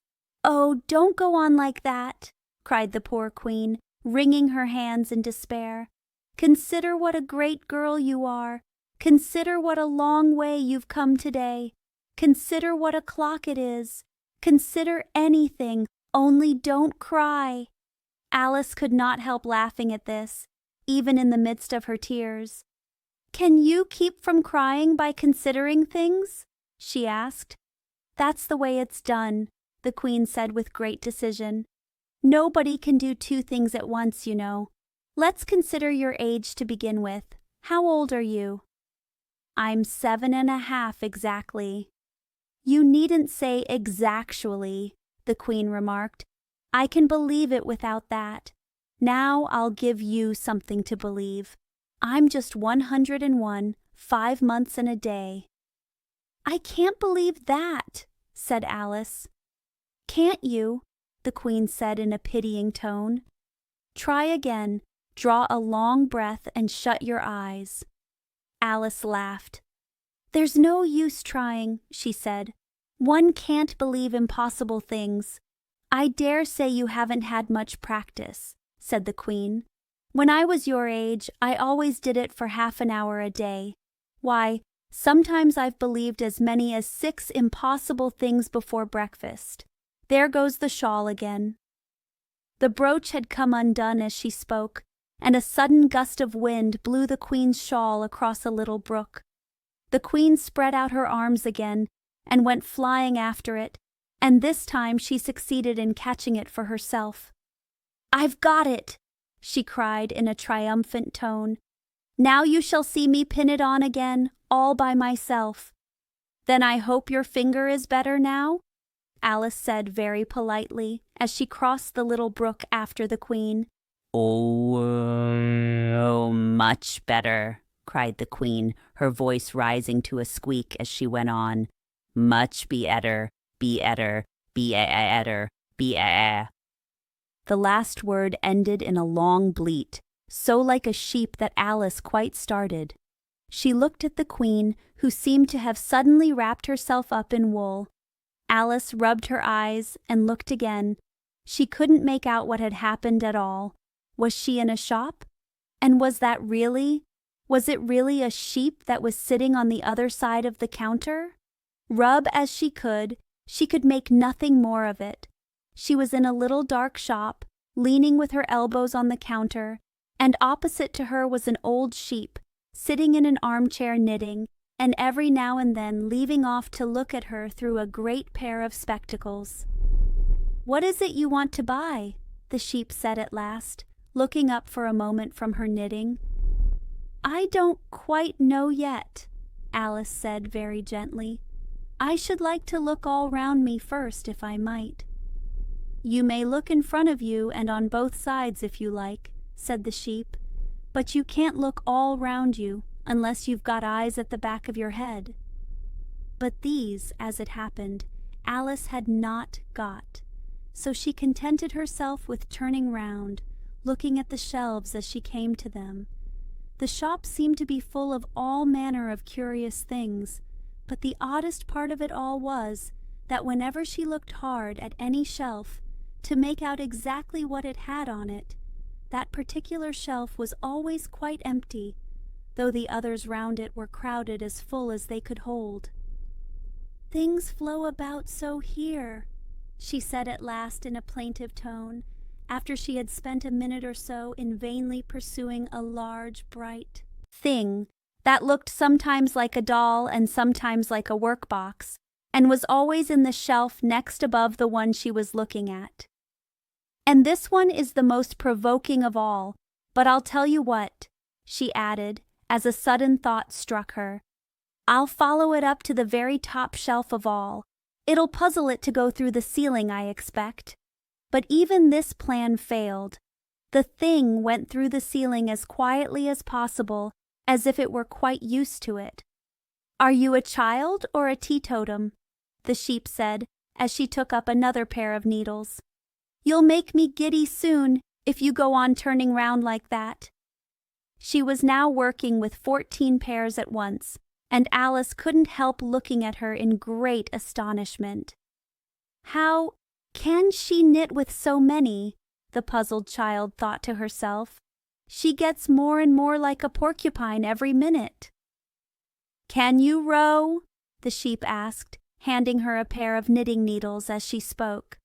"Yes, a little, but not on land, and not with needles," Alice was beginning to say, when suddenly the needles turned into oars in her hands, and she found they were in a little boat, gliding along between banks, so there was nothing for it but to do her best. "Feather!" cried the sheep, as she took up another pair of needles. This didn't sound like a remark that needed any answer, so Alice said nothing, but pulled away. There was something very queer about the water, she thought, as every now and then the oars got fast in it and would hardly come out again. "Feather! Feather!" the sheep cried again, taking more needles. "You'll be catching a crab directly." "A dear little crab," thought Alice. "I should like that." "Didn't you hear me say feather?" the sheep cried angrily, taking up quite a bunch of needles. "Indeed I did," said Alice. "You've said it very often and very loud. Please, where are the crabs?" "In the water, of course," said the sheep, sticking some of the needles into her hair as her hands were full. "Feather, I say." "Why do you say feather so often?" Alice asked at last, rather vexed. "I'm not a bird." "You are," said the sheep. "You're a little goose." This offended Alice a little, so there was no more conversation for a minute or two, while the boat glided gently on, sometimes among beds of weeds, which made the oars stick fast in the water, worse than ever, and sometimes under trees, but always with the same tall river banks frowning over their heads. "Oh, please, there are some scented rushes," Alice cried in a sudden transport of delight. "There really are, and such beauties." "You needn't say please to me about 'em," the sheep said, without looking up from her knitting. "I didn't put 'em there, and I'm not going to take 'em away." "No, but I meant, please may we wait and pick some?" Alice pleaded. "If you don't mind stopping the boat for a minute." "How am I to stop it?" said the sheep. "If you leave off rowing, it'll stop of itself." So the boat was left to drift down the stream as it would, till it glided gently in among the waving rushes. And then the little sleeves were carefully rolled up, and the little arms were plunged in elbow deep to get the rushes a good long way down before breaking them off. And for a while Alice forgot all about the sheep and the knitting as she bent over the side of the boat, with just the ends of her tangled hair dipping into the water, while with bright, eager eyes she caught at one bunch after another of the darling scented rushes. "I only hope the boat won't tipple over," she said to herself. "Oh, what a lovely one! Only I couldn't quite reach it." And it certainly did seem a little provoking, almost as if it happened on purpose, she thought, that though she managed to pick plenty of beautiful rushes as the boat glided by, there was always a more lovely one that she couldn't reach. "The prettiest are always further," she said at last with a sigh at the obstinacy of the rushes in growing so far off, as, with flushed cheeks and dripping hair and hands, she scrambled back into her place and began to arrange her new-found treasures. What mattered it to her just then that the rushes had begun to fade, and to lose all their scent and beauty from the very moment that she picked them? Even real scented rushes, you know, last only a very little while, and these, being dream rushes, melted away almost like snow as they lay in heaps at her feet. But Alice hardly noticed this. There were so many other curious things to think about. They hadn't gone much farther before the blade of one of the oars got fast in the water and wouldn't come out again, so Alice explained it afterwards. And the consequence was that the handle of it caught her under the chin, and in spite of a series of little shrieks of "Oh, oh, oh" from poor Alice, it swept her straight off the seat and down among the heap of rushes. However, she wasn't hurt, and was soon up again. The sheep went on with her knitting all the while, just as if nothing had happened. "That was a nice crab you caught," she remarked, as Alice got back into her place, very much relieved to find herself still in the boat. "Was it? I didn't see it," said Alice, peeping cautiously over the side of the boat into the dark water. "I wish it hadn't let go. I should so like to see a little crab to take home with me." But the sheep only laughed scornfully and went on with her knitting. "Are there many crabs here?" said Alice. "Crabs and all sorts of things," said the sheep. "Plenty of choice, only make up your mind. Now, what do you want to buy?" "To buy!" Alice echoed in a tone that was half astonished and half frightened, for the oars and the boat and the river had vanished all in a moment, and she was back again in the little dark shop. "I should like to buy an egg, please," she said timidly. "How do you sell them?"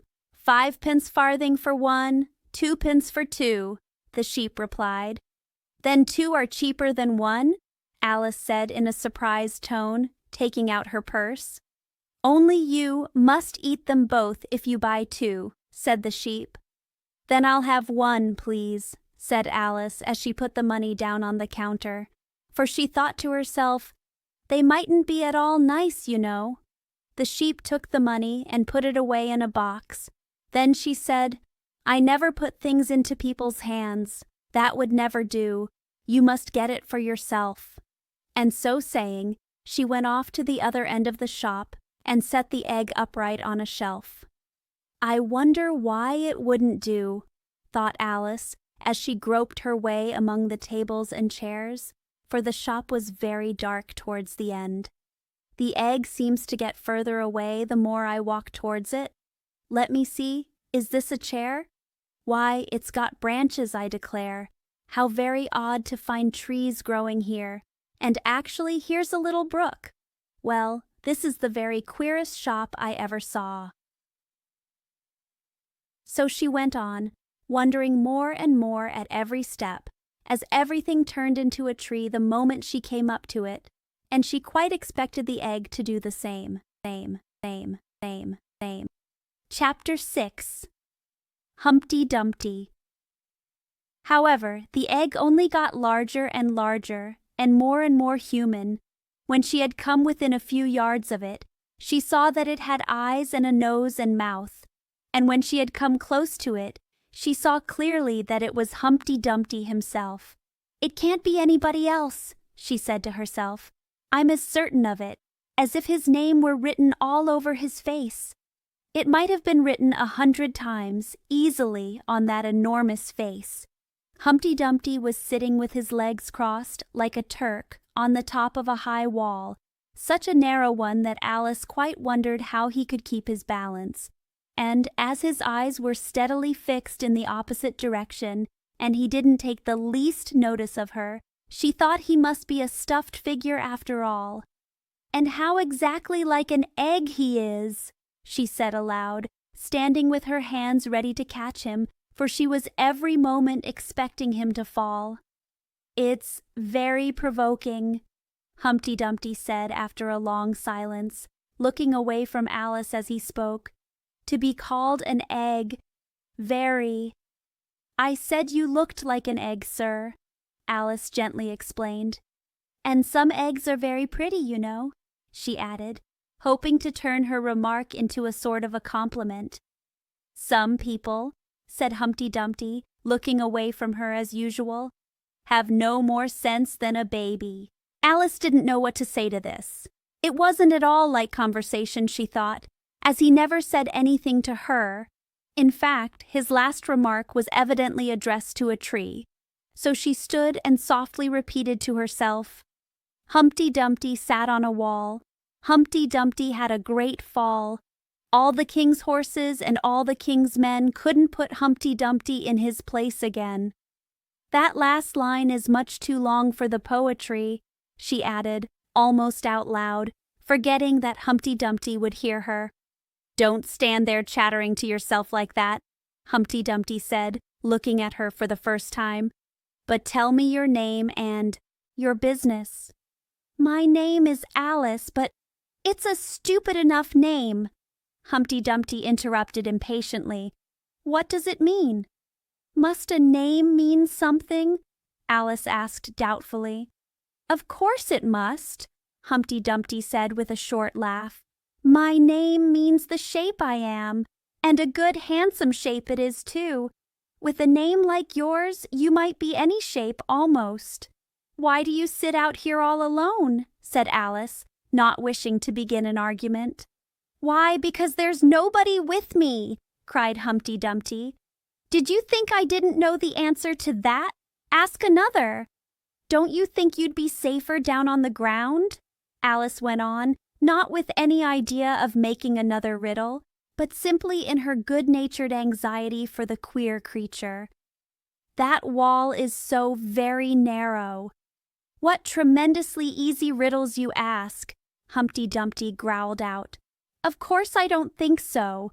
Why, if ever I did fall off, which there's no chance of, but if I did— Here he pursed his lips and looked so solemn and grand that Alice could hardly help laughing. If I did fall, he went on, the king has promised me, with his very own mouth, to send all his horses and all his men. Alice interrupted rather unwisely. Now I declare that's too bad, Humpty Dumpty cried, breaking into a sudden passion. You've been listening at doors, and behind trees, and down chimneys, or you couldn't have known it. I haven't indeed, Alice said very gently. It's in a book.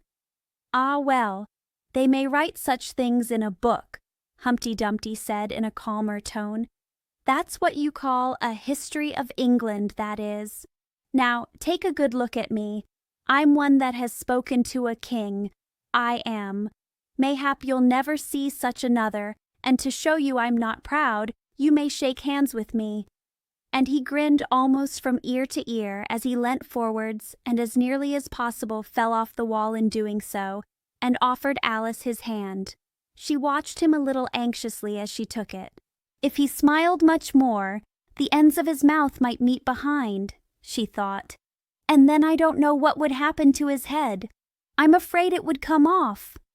Yes, all his horses and all his men, Humpty Dumpty went on. They'd pick me up again in a minute. They would. However, this conversation is going on a little too fast. Let's go back to the last remark, but one. I'm afraid I can't quite remember it, Alice said very politely.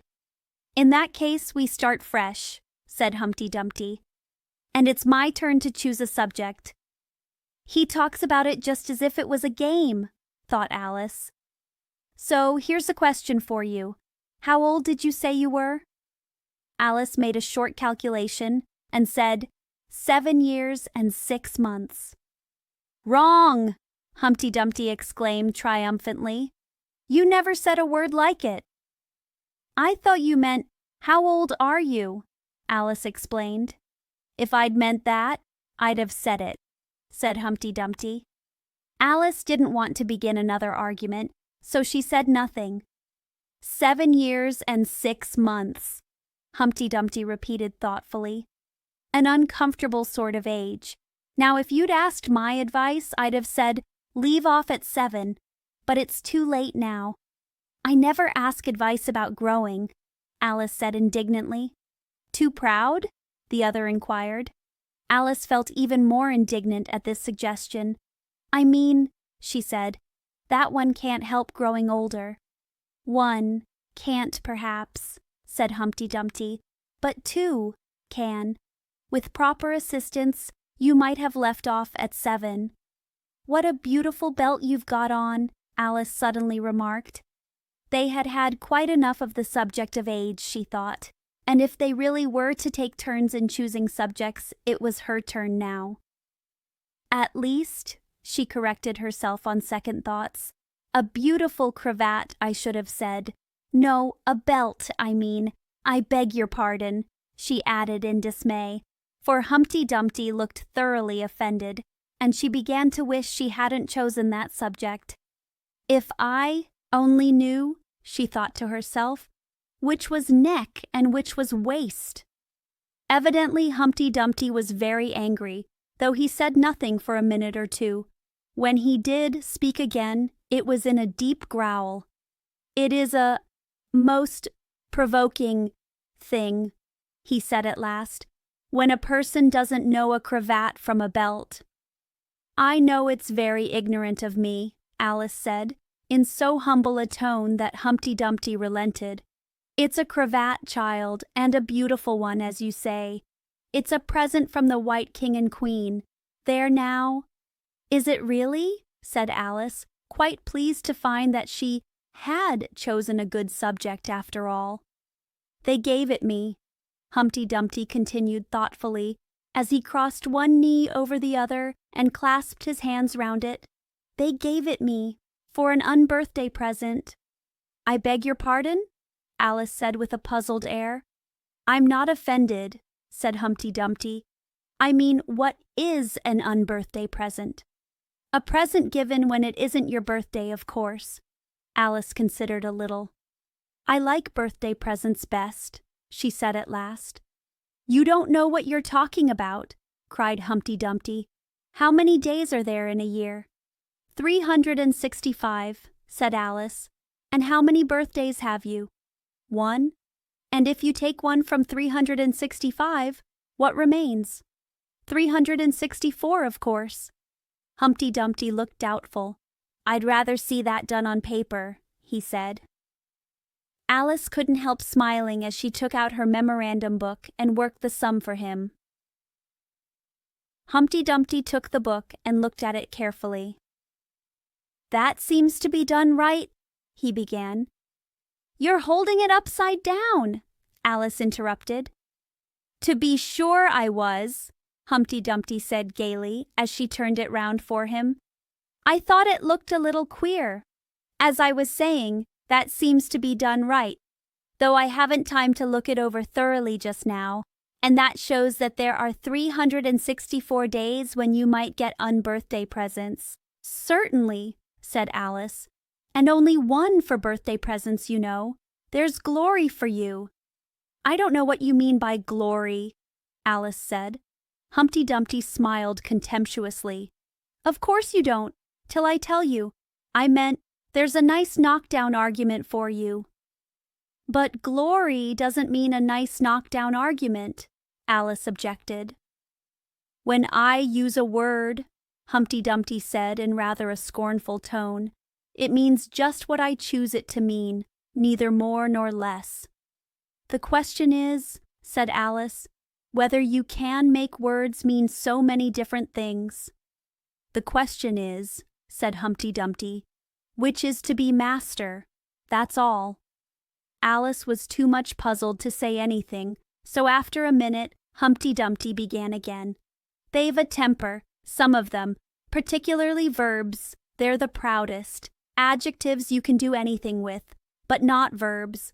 However, I can manage the whole lot of them. Impenetrability, that's what I say." "Would you tell me, please," said Alice, "what that means?" "Now you talk like a reasonable child," said Humpty Dumpty, looking very much pleased. "I meant by impenetrability that we've had enough of that subject, and it would be just as well if you'd mention what you mean to do next, as I suppose you don't mean to stop here all the rest of your life." "That's a great deal to make one word mean," Alice said in a thoughtful tone. "When I make a word do a lot of work like that," said Humpty Dumpty, "I always pay it extra." "Oh," said Alice. She was too much puzzled to make any other remark. You should see 'em come round me of a Saturday night," Humpty Dumpty went on, wagging his head gravely from side to side. "For to get their wages, you know." Alice didn't venture to ask what he paid them with, and so you see I can't tell you. "You seem very clever at explaining words, sir," said Alice. "Would you kindly tell me the meaning of the poem called Jabberwocky?" "Let's hear it," said Humpty Dumpty. "I can explain all the poems that were ever invented, and a good many that haven't been invented just yet." This sounded very hopeful, so Alice repeated the first verse. "'Twas brillig, And the slithy toves did gyre and gimble in the wabe. All mimsy were the borogoves, and the mome raths outgrabe. That's enough to begin with, Humpty Dumpty interrupted. There are plenty of hard words there. Brillig means 4 o'clock in the afternoon, the time when you begin broiling things for dinner. That'll do very well, said Alice. And slithy? Well, slithy means lithe and slimy. Lithe is the same as active. You see, it's like a portmanteau. There are 2 meanings packed up into one word. I see it now, Alice remarked thoughtfully. And what are toves? Well, toves are something like badgers. They're something like lizards. And they're something like corkscrews. They must be very curious-looking creatures. They are that, said Humpty Dumpty. Also they make their nests under sundials. Also they live on cheese. And what's the gyre and to gimble? To gyre is to go round and round like a gyroscope. To gimble is to make holes like a gimlet. And the wabe is the grass plot round a sundial, I suppose? Said Alice, surprised at her own ingenuity. Of course it is. It's called wabe, you know, because it goes a long way before it, and a long way behind it, and a long way beyond it on each side, Alice added. Exactly so. Well then, mimsy is flimsy and miserable. There's another portmanteau for you. And a borogov is a thin, shabby-looking bird with its feathers sticking out all round, something like a live mop. And then mome raths, said Alice. I'm afraid I'm giving you a great deal of trouble. Well, a rath is a sort of green pig, but mome I'm not certain about. I think it's short for from home, meaning that they'd lost their way, you know. And what does outgrab mean? Well, outgrabbing is something between bellowing and whistling with a kind of sneeze in the middle. However, you'll hear it done, maybe, down in the wood yonder, and when you've once heard it, you'll be quite content. Who's been repeating all that hard stuff to you? I read it in a book, said Alice, but I had some poetry repeated to me, much easier than that, by Tweedledee, I think it was. As to poetry, you know, said Humpty Dumpty, stretching out one of his great hands, I can repeat poetry as well as other folk if it comes to that. Oh, it needn't come to that, Alice hastily said, hoping to keep him from beginning. The piece I'm going to repeat, he went on without noticing her remark, was written entirely for your amusement. Alice felt that in that case she really ought to listen to it, so she sat down and said, "Thank you," rather sadly. In winter, when the fields are white, I sing this song for your delight. Only I don't sing it, he added as an explanation. I see you don't, said Alice. If you can see whether I'm singing or not, you've sharper eyes than most, Humpty Dumpty remarked severely. Alice was silent.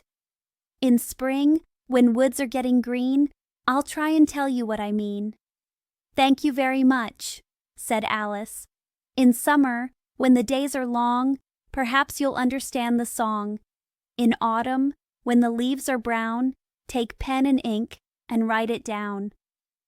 I will, if I can remember it so long, said Alice. You needn't go on making remarks like that, Humpty Dumpty said. They're not sensible, and they put me out. I sent a message to the fish. I told them, this is what I wish. The little fishes of the sea, they sent an answer back to me. The little fish's answer was, we cannot do it, sir, because... I'm afraid I don't quite understand, said Alice. It gets easier further on, Humpty Dumpty replied. I sent to them again to say, it will be better to obey. The fishes answered with a grin, why, what a temper you are in. I told them once, I told them twice. They would not listen to advice. I took a kettle large and new, fit for the deed I had to do. My heart went hop, my heart went thump. I filled the kettle at the pump. Then someone came to me and said, the little fishes are in bed. I said to him, I said it plain, then you must wake them up again.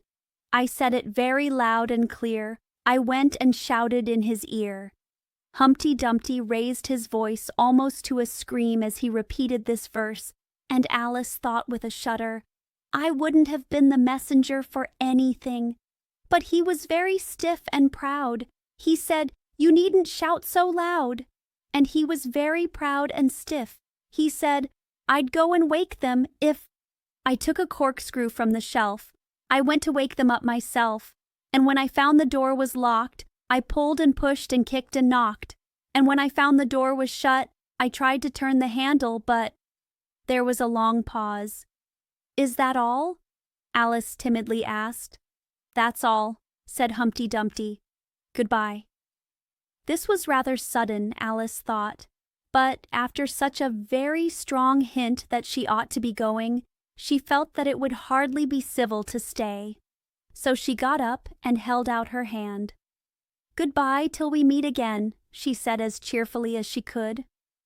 I shouldn't know you again if we did meet, Humpty Dumpty replied in a discontented tone, giving her one of his fingers to shake. You're so exactly like other people. The face is what one goes by generally, Alice remarked in a thoughtful tone. That's just what I complain of, said Humpty Dumpty. Your face is the same as everybody has. The two eyes, so, marking their places in the air with this thumb. Nose in the middle, mouth under. It's always the same. Now if you had the two eyes on the same side of the nose, for instance, or the mouth at the top, that would be some help. It wouldn't look nice, Alice objected. But Humpty Dumpty only shut his eyes and said, Wait till you've tried. Alice waited a minute to see if he would speak again, but as he never opened his eyes or took any further notice of her, she said, Goodbye, once more, and getting no answer to this, she quietly walked away. But she couldn't help saying to herself as she went, Of all the unsatisfactory... She repeated this aloud, as it was a great comfort to have such a long word to say. Of all the unsatisfactory people I ever met. She never finished the sentence, for at this moment a heavy crash shook the forest from end to end. Chapter 7. The Lion and the Unicorn. The next moment soldiers came running through the wood, at first in 2s and 3s, then 10 or 20 together, and at last in such crowds that they seemed to fill the whole forest. Alice got behind a tree for fear of being run over and watched them go by. She thought that in all her life she had never seen soldiers so uncertain on their feet.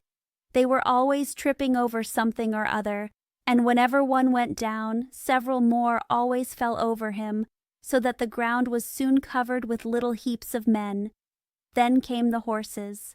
Having 4 feet, these managed rather better than the foot soldiers, but even they stumbled now and then, and it seemed to be a regular rule that, whenever a horse stumbled, the rider fell off instantly. The confusion got worse every moment, and Alice was very glad to get out of the wood into an open place, where she found the White King seated on the ground, busily writing in his memorandum book. "I've sent them all!" the king cried in a tone of delight on seeing Alice. "Did you happen to meet any soldiers, my dear, as you came through the wood?" "Yes, I did," said Alice. "Several thousand, I should think." 4,207, that's the exact number, the king said, referring to his book. "I couldn't send all the horses, you know, because 2 of them are wanted in the game, and I haven't sent the 2 messengers either. They're both gone to the town. Just look along the road and tell me if you can see either of them." "I see nobody on the road," said Alice. "I only wish I had such eyes," the king remarked in a fretful tone, "to be able to see nobody, and at that distance too. Why, it's as much as I can do to see real people by this light." All this was lost on Alice, who was still looking intently along the road, shading her eyes with one hand. "I see somebody now," she exclaimed at last. "But he's coming very slowly, and what curious attitudes he goes into!" For the messenger kept skipping up and down and wriggling like an eel as he came along, with his great hands spread out like fans on each side. "Not at all," said the king. "He's an Anglo-Saxon messenger, and those are Anglo-Saxon attitudes. He only does them when he's happy. His name is Haiga." He pronounced it so as to rhyme with mayor. "I love my love with an H," Alice couldn't help beginning, "because he is happy. I hate him with an H, because he is hideous. I fed him with ham sandwiches and hay. His name is Haiga, and he lives on the hill," the king remarked simply, without the least idea that he was joining in the game, while Alice was still hesitating for the name of a town beginning with H. "The other messengers called Hadda. I must have two, you know, to come and go, one to come and one to go." "I beg your pardon," said Alice. "It isn't respectable to beg," said the king. "I only meant that I didn't understand," said Alice. "Why one to come and one to go?" "Didn't I tell you?" the king repeated impatiently. "I must have two, to fetch and carry, one to fetch and one to carry." At this moment the messenger arrived. He was far too much out of breath to say a word, and could only wave his hands about and make the most fearful faces at the poor king. "This young lady loves you with an H," the king said, introducing Alice in the hope of turning off the messenger's attention from himself.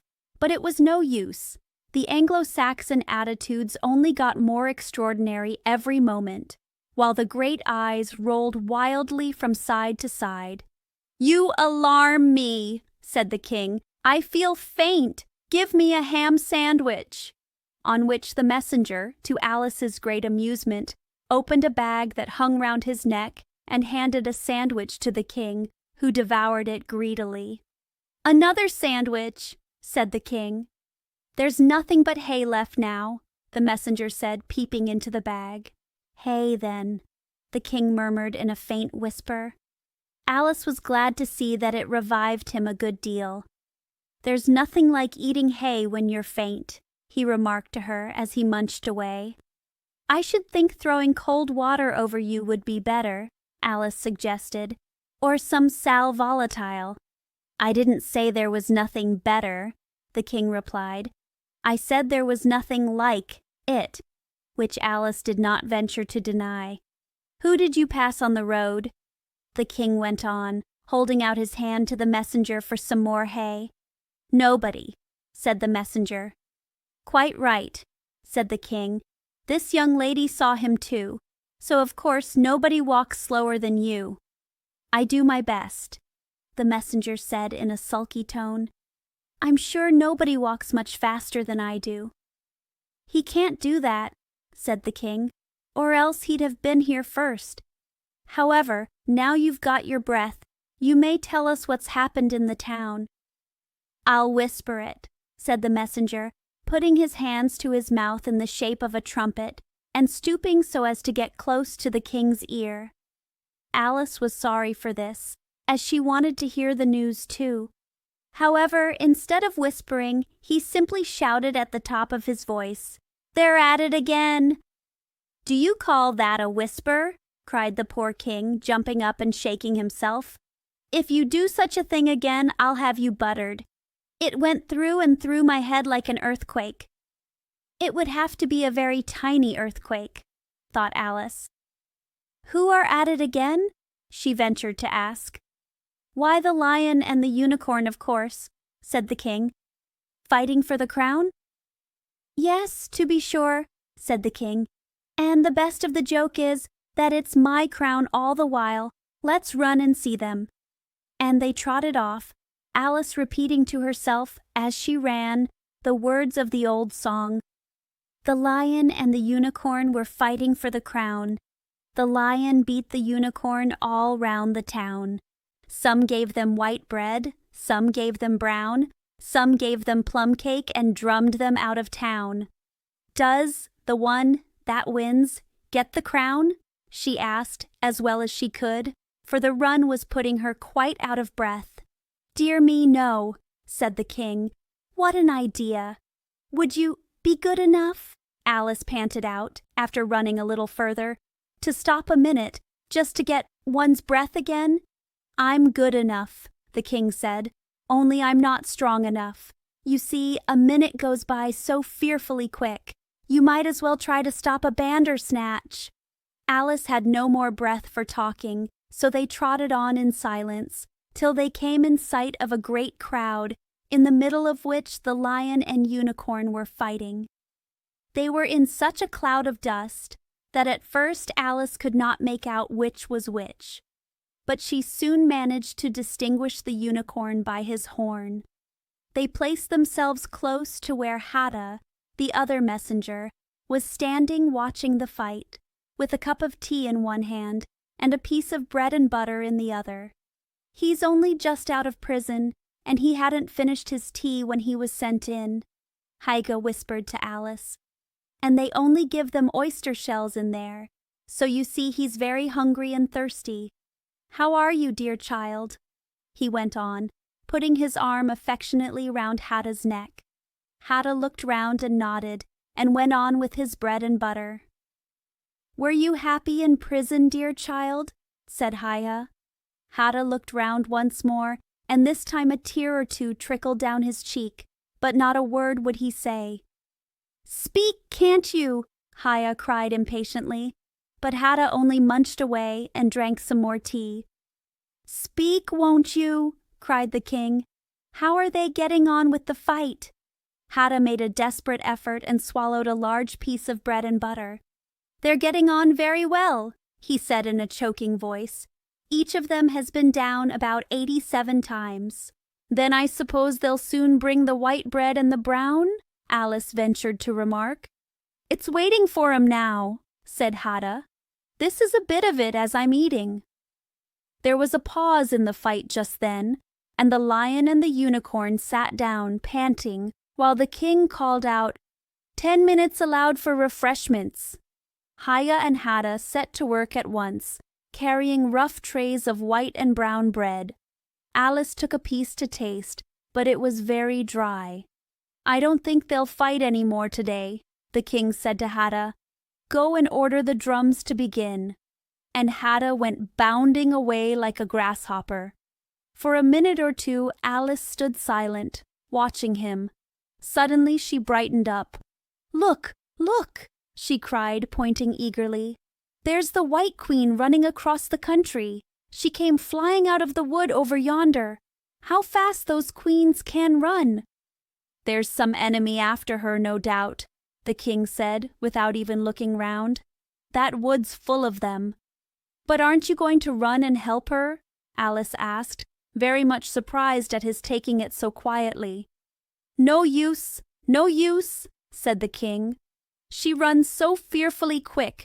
You might as well try to catch a bandersnatch, but I'll make a memorandum about her if you like. She's a dear, good creature, he repeated softly to himself as he opened his memorandum book. Do you spell creature with a double E? At this moment the unicorn sauntered by them with his hands in his pockets.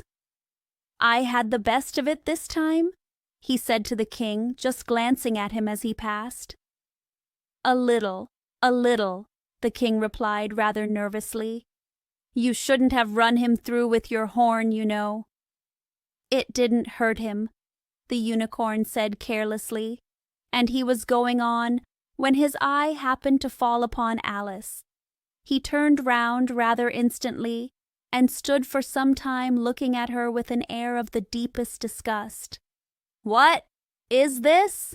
He said at last. This is a child, Hyga replied eagerly, coming in front of Alice to introduce her, and spreading out both his hands towards her in an Anglo-Saxon attitude. We only found it today. It's as large as life and twice as natural. I always thought they were fabulous monsters, said the unicorn. Is it alive? It can talk, said Hyga solemnly. The unicorn looked dreamily at Alice and said, Talk, child. Alice could not help her lips curling up into a smile as she began. "Do you know, I always thought unicorns were fabulous monsters too. I never saw one alive before."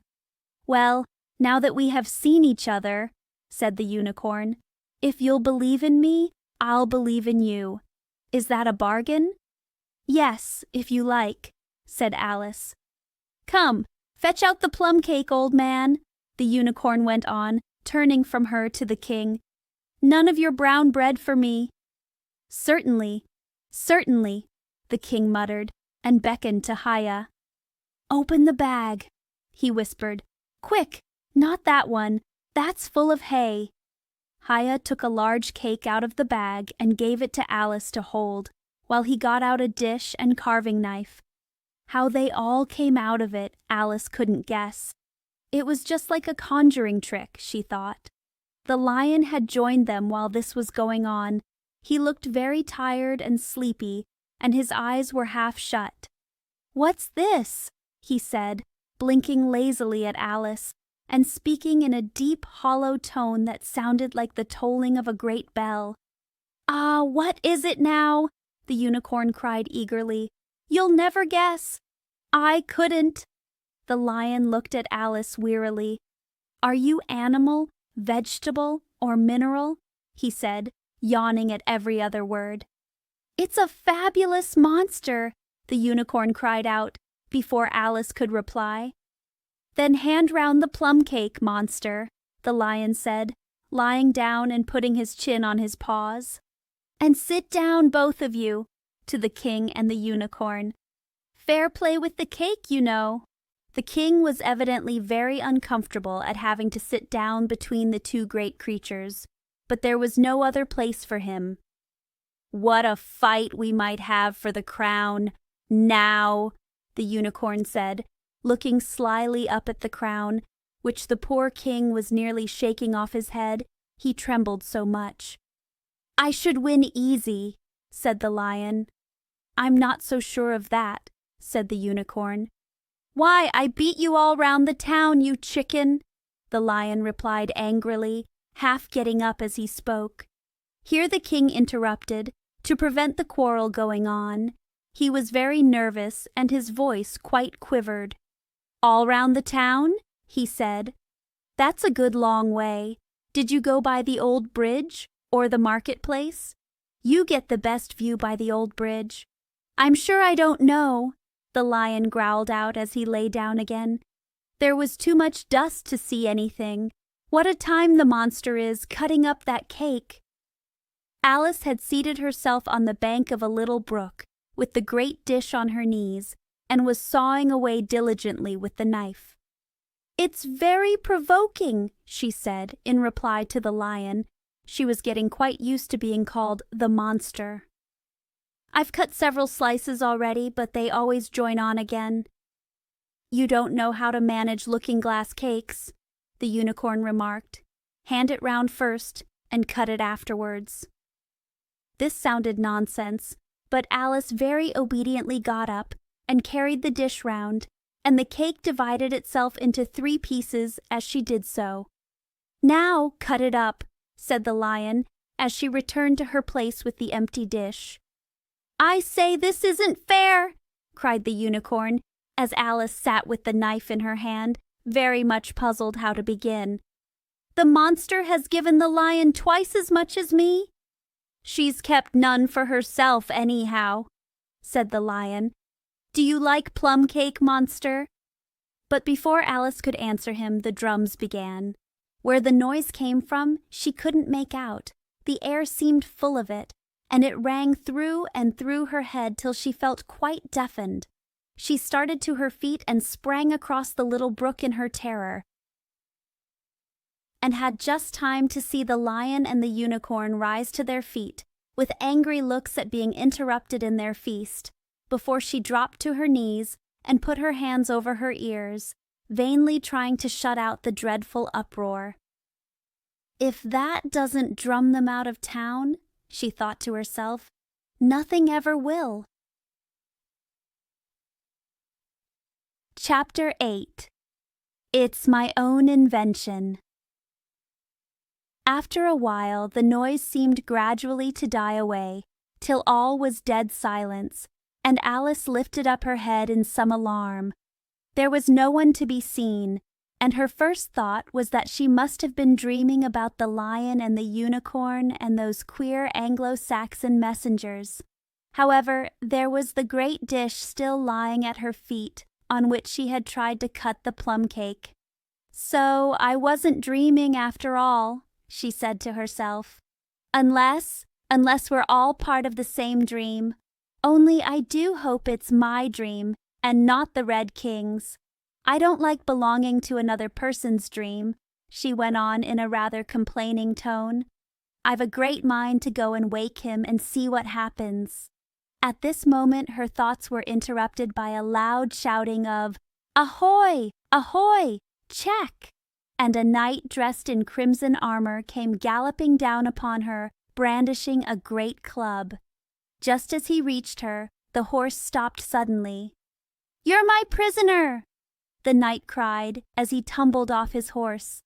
Startled as she was, Alice was more frightened for him than for herself at the moment, and watched him with some anxiety as he mounted again. As soon as he was comfortably in the saddle, he began once more, "You're my—" But here another voice broke in, "Ahoy! Ahoy! Check!" and Alice looked round in some surprise for the new enemy. This time it was a white knight. He drew up at Alice's side and tumbled off his horse just as the red knight had done. Then he got on again, and the two knights sat and looked at each other for some time without speaking. Alice looked from one to the other in some bewilderment. "She's my prisoner, you know," the red knight said at last. "Yes, but then I came and rescued her," the white knight replied. "Well, we must fight for her then," said the red knight as he took up his helmet, which hung from the saddle and was something the shape of a horse's head, and put it on. "You will observe the rules of battle, of course," the white knight remarked, putting on his helmet too. "I always do," said the red knight, and they began banging away at each other with such fury that Alice got behind a tree to be out of the way of the blows. "I wonder now what the rules of battle are," she said to herself, as she watched the fight, timidly peeping out from her hiding place. "One rule seems to be that if one knight hits the other, he knocks him off his horse, and if he misses, he tumbles off himself. And another rule seems to be that they hold their clubs with their arms, as if they were Punch and Judy. What a noise they make when they tumble, just like a whole set of fire irons falling into the fender. And how quiet the horses are. They let them get on and off them just as if they were tables." Another rule of battle that Alice had not noticed seemed to be that they always fell on their heads, and the battle ended with their both falling off in this way, side by side. When they got up again, they shook hands, and then the red knight mounted and galloped off. "It was a glorious victory, wasn't it?" said the white knight as he came up panting. "I don't know," Alice said doubtfully. "I don't want to be anybody's prisoner. I want to be a queen." "So you will when you've crossed the next brook," said the white knight. "I'll see you safe to the end of the wood, and then I must go back, you know. That's the end of my move." "Thank you very much," said Alice. "May I help you off with your helmet?" It was evidently more than he could manage by himself. However, she managed to shake him out of it at last. "Now one can breathe more easily," said the knight, putting back his shaggy hair with both hands and turning his gentle face and large mild eyes to Alice. She thought she had never seen such a strange-looking soldier in all her life. He was dressed in tin armor, which seemed to fit him very badly, and he had a queer-shaped little deal box fastened across his shoulder, upside down and with the lid hanging open. Alice looked at it with great curiosity. "I see you're admiring my little box," the knight said in a friendly tone.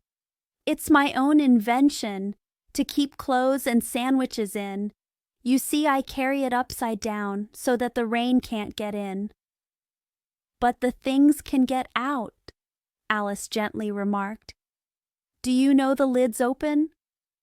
"I didn't know it," the knight said, a shade of vexation passing over his face. "Then all the things must have fallen out, and the box is no use without them." He unfastened it as he spoke and was just going to throw it into the bushes when a sudden thought seemed to strike him, and he hung it carefully on a tree. "Can you guess why I did that?" he said to Alice. Alice shook her head. "In hopes some bees may make a nest in it, then I should get the honey. But you've got a beehive, or something like one, fastened to the saddle," said Alice. "Yes, it's a very good beehive," the knight said in a discontented tone. "One of the best kind, but not a single bee has come near it yet. And the other thing is a mousetrap. I suppose the mice keep the bees out, or the bees keep the mice out. I don't know which." "I was wondering what the mousetrap was for," said Alice. "It isn't very likely there would be any mice on the horse's back." "Not very likely, perhaps," said the knight. "But if they do come, I don't choose to have them running all about. You see," he went on after a pause, "it's as well to be provided for everything. That's the reason the horse has all those anklets round his feet." "But what are they for?" Alice asked in a tone of great curiosity. "To guard against the bites of sharks," the knight replied. "It's an invention of my own, and now help me on. I'll go with you to the end of the wood. What's the dish for?" "It's meant for plum cake," said Alice. "We'd better take it with us," the knight said. "It'll come in handy if we find any plum cake. Help me to get it into this bag." This took a very long time to manage, though Alice held the bag open very carefully because the knight was so very awkward in putting in the dish. The first 2 or 3 times that he tried, he fell in himself instead. "It's rather a tight fit, you see," he said, as they got it in a last. "There are so many candlesticks in the bag." And he hung it to the saddle, which was already loaded with bunches of carrots and fire irons and many other things. "I hope you've got your hair well fastened on," he continued as they set off. "Only in the usual way," Alice said, smiling. "That's hardly enough," he said anxiously. "You see, the wind is so very strong here. It's as strong as soup." "Have you invented a plan for keeping the hair from being blown off?" Alice inquired. "Not yet," said the knight, "but I've got a plan for keeping it from falling off. I should like to hear it very much." "First you take an upright stick," said the knight.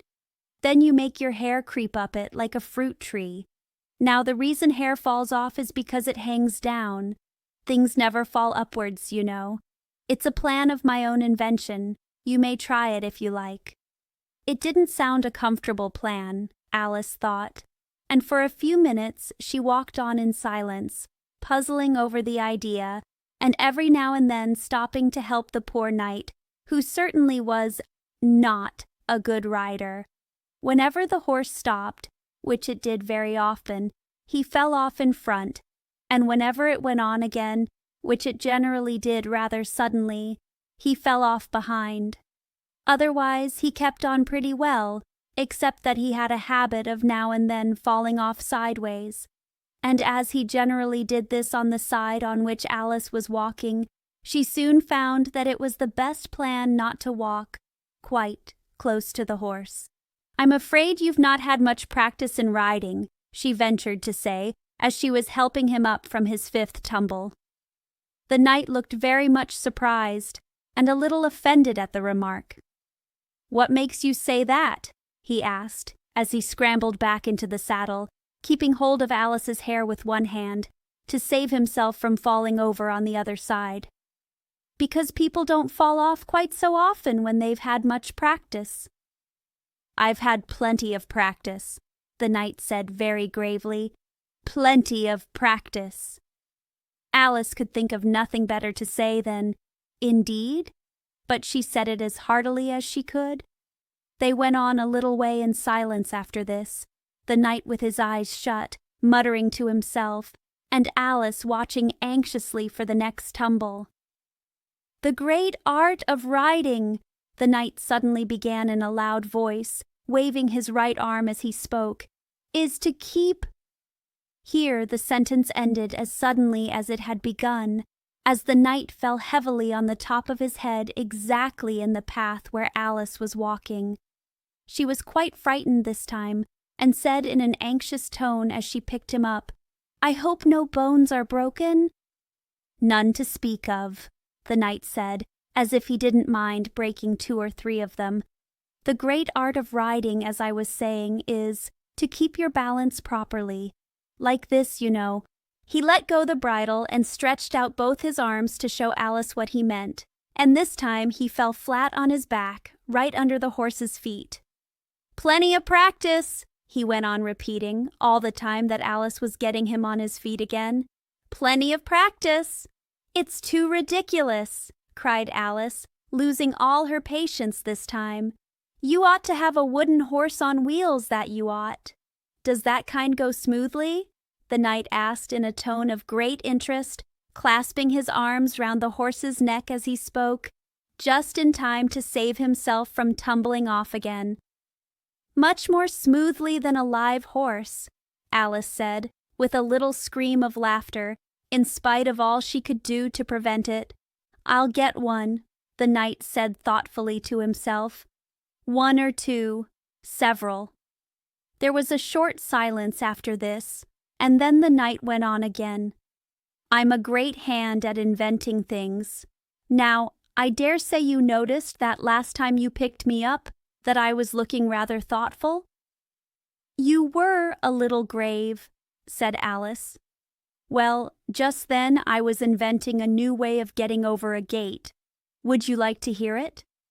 "Very much indeed," Alice said politely. "I'll tell you how I came to think of it," said the knight. "You see, I said to myself, the only difficulty is with the feet. The head is high enough already. Now, first I put my head on the top of the gate, then I stand on my head, then the feet are high enough, you see.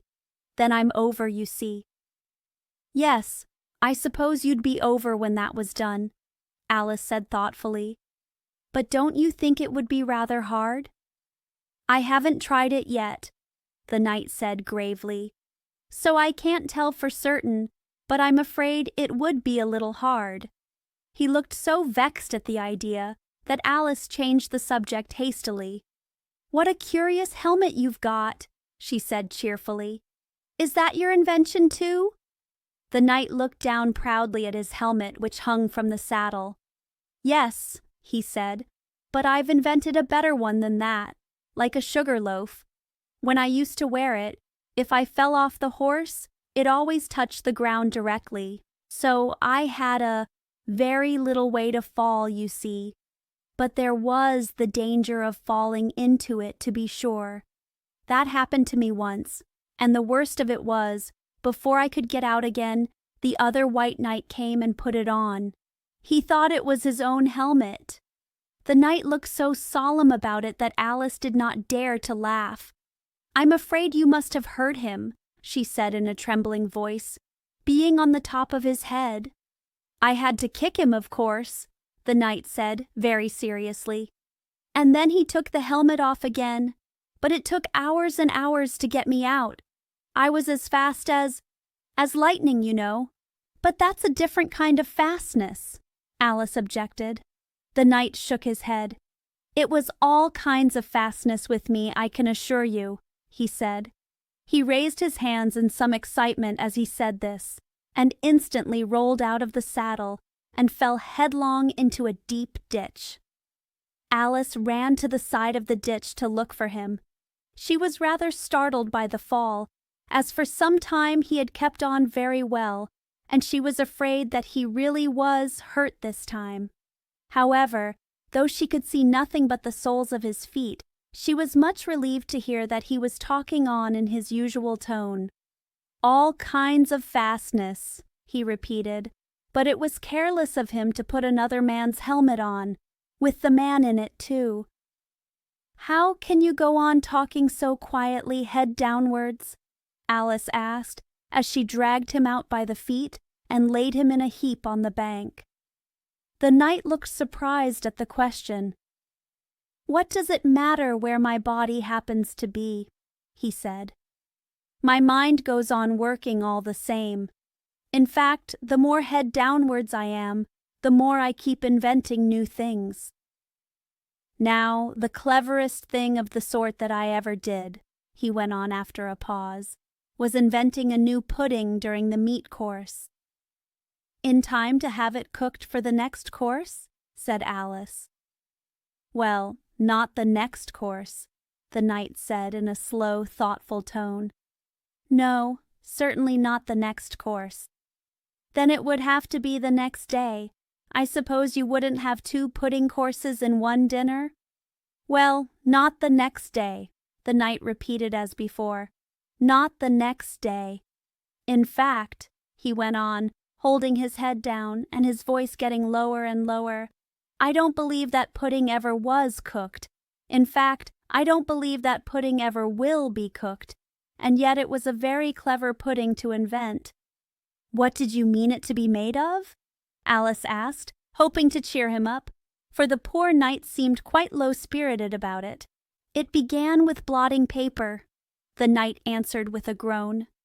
That wouldn't be very nice, I'm afraid. Not very nice alone, he interrupted quite eagerly.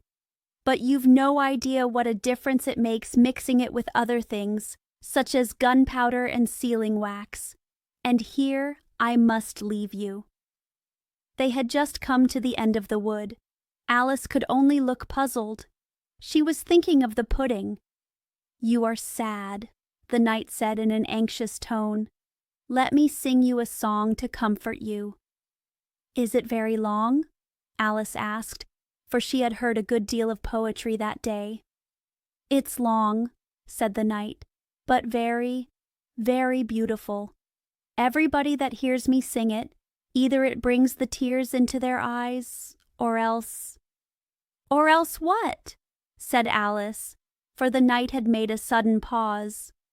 Or else it doesn't, you know. The name of the song is called Haddock's Eyes. Oh, that's the name of the song, is it? Alice said, trying to feel interested. No, you don't understand, the knight said, looking a little vexed. That's what the name is, called. The name really is The Aged Man. Then I ought to have said that's what the song is called? Alice corrected herself. No, you oughtn't. That's quite another thing. The song is called Ways and Means, but that's only what it's called, you know. Well, what is the song then? Said Alice, who was by this time completely bewildered. I was coming to that, the knight said. The song really is a sitting on a gate, and the tune's my own invention. So saying, he stopped his horse and let the reins fall on its neck. Then, slowly beating time with one hand, and with a faint smile lighting up his gentle, foolish face, as if he enjoyed the music of his song, he began. Of all the strange things that Alice saw in her journey through the looking-glass, this was the one that she always remembered most clearly. Years afterwards she could bring the whole scene back again, as if it had been only yesterday, the mild blue eyes and kindly smile of the knight, the setting sun gleaming through his hair and shining on his armor in a blaze of light that quite dazzled her, the horse quietly moving about, with the reins hanging loose on his neck, cropping the grass at her feet, and the black shadows of the forest behind. All this she took in like a picture, as, with one hand shading her eyes, she leant against a tree, watching the strange pair, and listening, in a half-dream, to the melancholy music of the song. But the tune isn't his own invention, she said to herself. It's, I give thee all, I can no more. She stood and listened very attentively, but no tears came into her eyes. "I'll tell thee everything I can. There's little to relate. I saw an aged man, a-sitting on a gate. 'Who are you, aged man?' I said, 'and how is it you live?' And his answer trickled through my head like water through a sieve. He said, 'I look for butterflies that sleep among the wheat. I make them into mutton pies and sell them in the street. I sell them unto men,' he said, 'who sail on stormy seas, and that's the way I get my bread, a trifle, if you please. But I was thinking of a plan to dye one's whiskers green, and always use so large a fan that they could not be seen.' So, having no reply to give to what the old man said, I cried, 'Come, tell me how you live,' and thumped him on the head. His accents mild took up the tale. He said, 'I go my ways, and when I find a mountain rill, I set it in a blaze, and thence they make a stuff they call Rowland's Macassar oil, yet 2 halfpenny is all they give me for my toil.' But I was thinking of a way to feed oneself on batter, and so go on from day to day, getting a little fatter. I shook him well from side to side, until his face was blue. 'Come, tell me how you live,' I cried, 'and what it is you do.' He said, 'I hunt for haddocks' eyes among the heather bright, and work them into waistcoat buttons in the silent night. And these I do not sell for gold, or coin of silvery shine, but for a copper halfpenny, and that will purchase 9.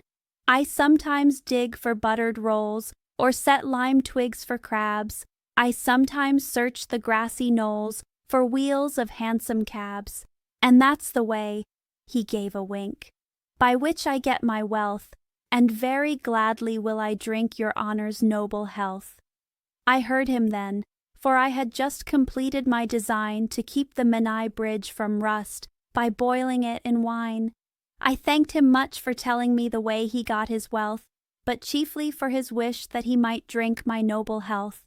And now, if e'er by chance I put my fingers into glue, or madly squeeze a right-hand foot into a left-hand shoe, or if I drop upon my toe a very heavy weight, I weep, for it reminds me so of that old man I used to know, whose look was mild, whose speech was slow, whose hair was whiter than the snow, whose face was very like a crow, with eyes like cinders all aglow, who seemed distracted with his woe, who rocked his body to and fro, and muttered mumblingly and low, as if his mouth were full of dough, who snorted like a buffalo.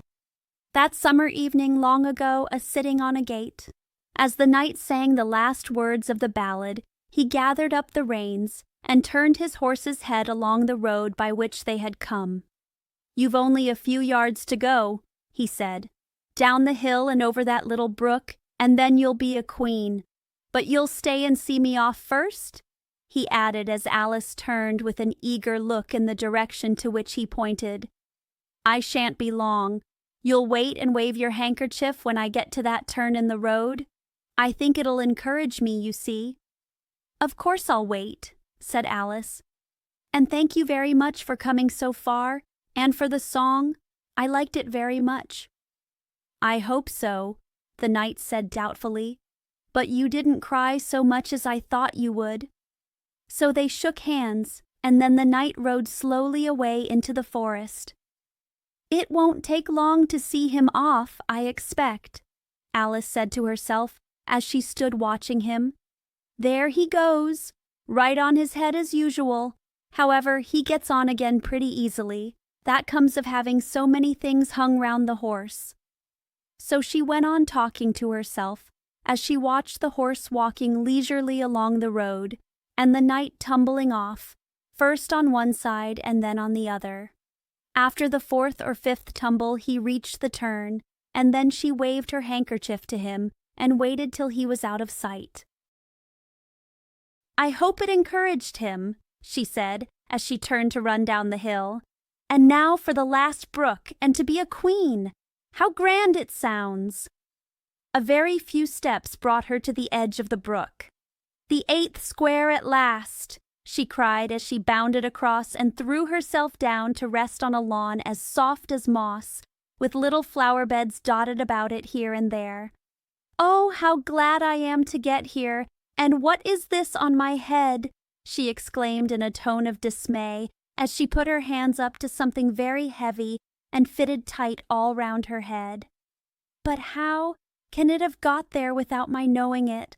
she said to herself as she lifted it off and set it on her lap to make out what it could possibly be. It was a golden crown. Chapter 9. Queen Alice. "Well, this is grand," said Alice. "I never expected I should be a queen so soon, and I'll tell you what it is, Your Majesty," she went on in a severe tone. She was always rather fond of scolding herself. "It'll never do for you to be lolling about on the grass like that. Queens have to be dignified, you know." So she got up and walked about, rather stiffly just at first, as she was afraid that the crown might come off, but she comforted herself with the thought that there was nobody to see her. "And if I really am a queen," she said as she sat down again, "I shall be able to manage it quite well in time." Everything was happening so oddly that she didn't feel a bit surprised at finding the Red Queen and the White Queen sitting close to her, one on each side. She would have liked very much to ask them how they came there, but she feared it would not be quite civil. However, there would be no harm, she thought, in asking if the game was over.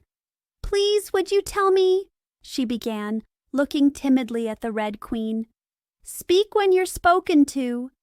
The Queen sharply interrupted her. "But if everybody obeyed that rule," said Alice, who was always ready for a little argument, "and if you only spoke when you were spoken to, and the other person always waited for you to begin, you see nobody would ever say anything, so that—" "Ridiculous!" cried the Queen. "Why, don't you see, child—" Here she broke off with a frown, and, after thinking for a minute, suddenly changed the subject of the conversation. "What do you mean by, 'if you really are a queen'? What right have you to call yourself so? You can't be a queen, you know, till you've passed the proper examination, and the sooner we begin it, the better." "I only said if," poor Alice pleaded in a piteous tone. The two queens looked at each other, and the Red Queen remarked with a little shudder, "She says she only said if." "But she said a great deal more than that," the White Queen moaned, wringing her hands. "Oh, ever so much more than that." "So you did, you know," the Red Queen said to Alice. "Always speak the truth. Think before you speak, and write it down afterwards." "I'm sure I didn't mean—" Alice was beginning, but the Red Queen interrupted her impatiently. "That's just what I complain of. You should have meant. What do you suppose is the use of child without any meaning? Even a joke should have some meaning, and a child's more important than a joke, I hope. You couldn't deny that, even if you tried with both hands." "I don't deny things with my hands," Alice objected. "Nobody said you did," said the Red Queen. "I said you couldn't if you tried." "She's in that state of mind," said the White Queen, "that she wants to deny something, only she doesn't know what to deny." "A nasty, vicious temper," the Red Queen remarked, and then there was an uncomfortable silence for a minute or two. The Red Queen broke the silence by saying to the White Queen, "I invite you to Alice's dinner party this afternoon." The White Queen smiled feebly and said, "And I invite you." "I didn't know I was to have a party at all," said Alice. "But if there is to be one, I think I ought to invite the guests." "We gave you the opportunity of doing it," the Red Queen remarked. "But I dare say you've not had many lessons in manners yet?" "Manners are not taught in lessons," said Alice. "Lessons teach you to do sums and things of that sort." "And you do addition?" the White Queen asked. "What's 1 and 1 and 1 and 1 and 1 and 1 and 1 and 1 and 1 and 1? "I don't know," said Alice. "I lost count." She can't do addition, the Red Queen interrupted. Can you do subtraction? Take 9 from 8. 9 from 8 I can't, you know, Alice replied very readily. But she can't do subtraction, said the White Queen. Can you do division? Divide a loaf by a knife. What's the answer to that? I suppose, Alice was beginning, but the Red Queen answered for her. Bread and butter, of course. Try another subtraction sum. Take a bone from a dog. What remains? Alice considered. The bone wouldn't remain, of course, if I took it, and the dog wouldn't remain. It would come to bite me, and I'm sure I shouldn't remain. Then you think nothing would remain? Said the Red Queen. I think that's the answer. Wrong, as usual, said the Red Queen.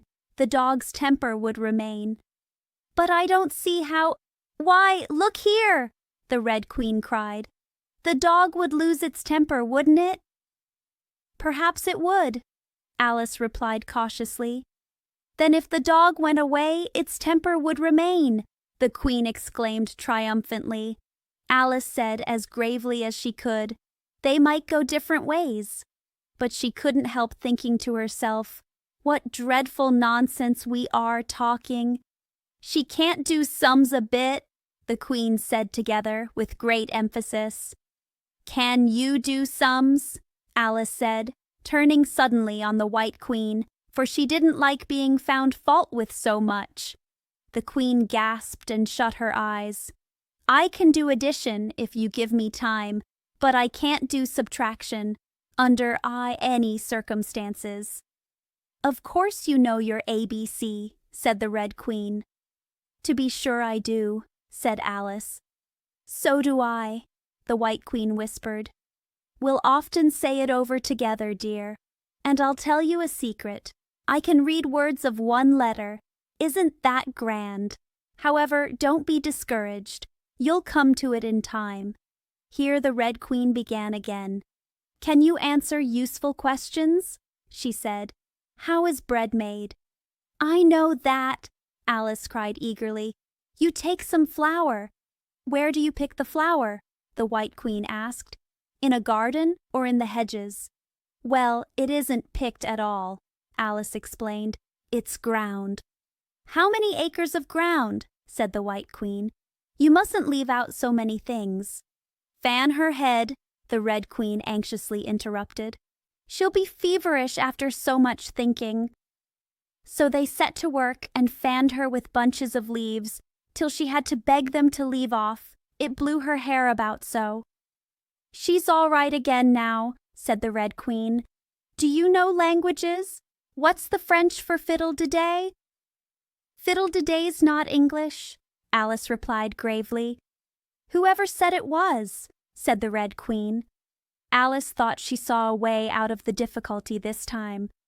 If you'll tell me what language fiddle-de-day is, I'll tell you the French for it, she exclaimed triumphantly. But the Red Queen drew herself up rather stiffly and said, Queens never make bargains. I wish queens never asked questions, Alice thought to herself. Don't let us quarrel, the White Queen said in an anxious tone. What is the cause of lightning? The cause of lightning, Alice said very decidedly, for she felt quite certain about this, is the thunder. No, she hastily corrected herself. I meant the other way. It's too late to correct it, said the Red Queen. When you've once said a thing, that fixes it, and you must take the consequences. Which reminds me, the White Queen said, looking down and nervously clasping and unclasping her hands. We had such a thunderstorm last Tuesday. I mean one of the last set of Tuesdays, you know. Alice was puzzled. In our country, she remarked, there's only one day at a time. The Red Queen said, that's a poor thin way of doing things. Now, here, we mostly have days and nights 2 or 3 at a time, and sometimes in the winter we take as many as 5 nights together, for warmth, you know. Are 5 nights warmer than 1 night, then? Alice ventured to ask. 5 times as warm, of course. But they should be 5 times as cold, by the same rule. "Just so," cried the Red Queen. "5 times as warm, and 5 times as cold, just as I'm 5 times as rich as you are, and 5 times as clever." Alice sighed and gave it up. "It's exactly like a riddle with no answer," she thought. "Humpty Dumpty saw it too," the White Queen went on in a low voice, more as if she were talking to herself. "He came to the door with a corkscrew in his hand." "What did he want?" said the Red Queen. "He said he would come in," the White Queen went on, "because he was looking for a hippopotamus. Now, as it happened, there wasn't such a thing in the house that morning." "Is there generally?" Alice asked in an astonished tone. "Well, only on Thursdays," said the Queen. "I know what he came for," said Alice. "He wanted to punish the fish because—" Here the White Queen began again. "It was such a thunderstorm, you can't think." "She never could, you know," said the Red Queen. "And part of the roof came off, and ever so much thunder got in, and it went rolling round the room in great lumps, and knocking over the tables and things, till I was so frightened I couldn't remember my own name." Alice thought to herself, "I never should try to remember my name in the middle of an accident. Where would be the use of it?" But she did not say this aloud, for fear of hurting the poor Queen's feeling. "Your Majesty must excuse her," the Red Queen said to Alice, taking one of the White Queen's hands in her own and gently stroking it.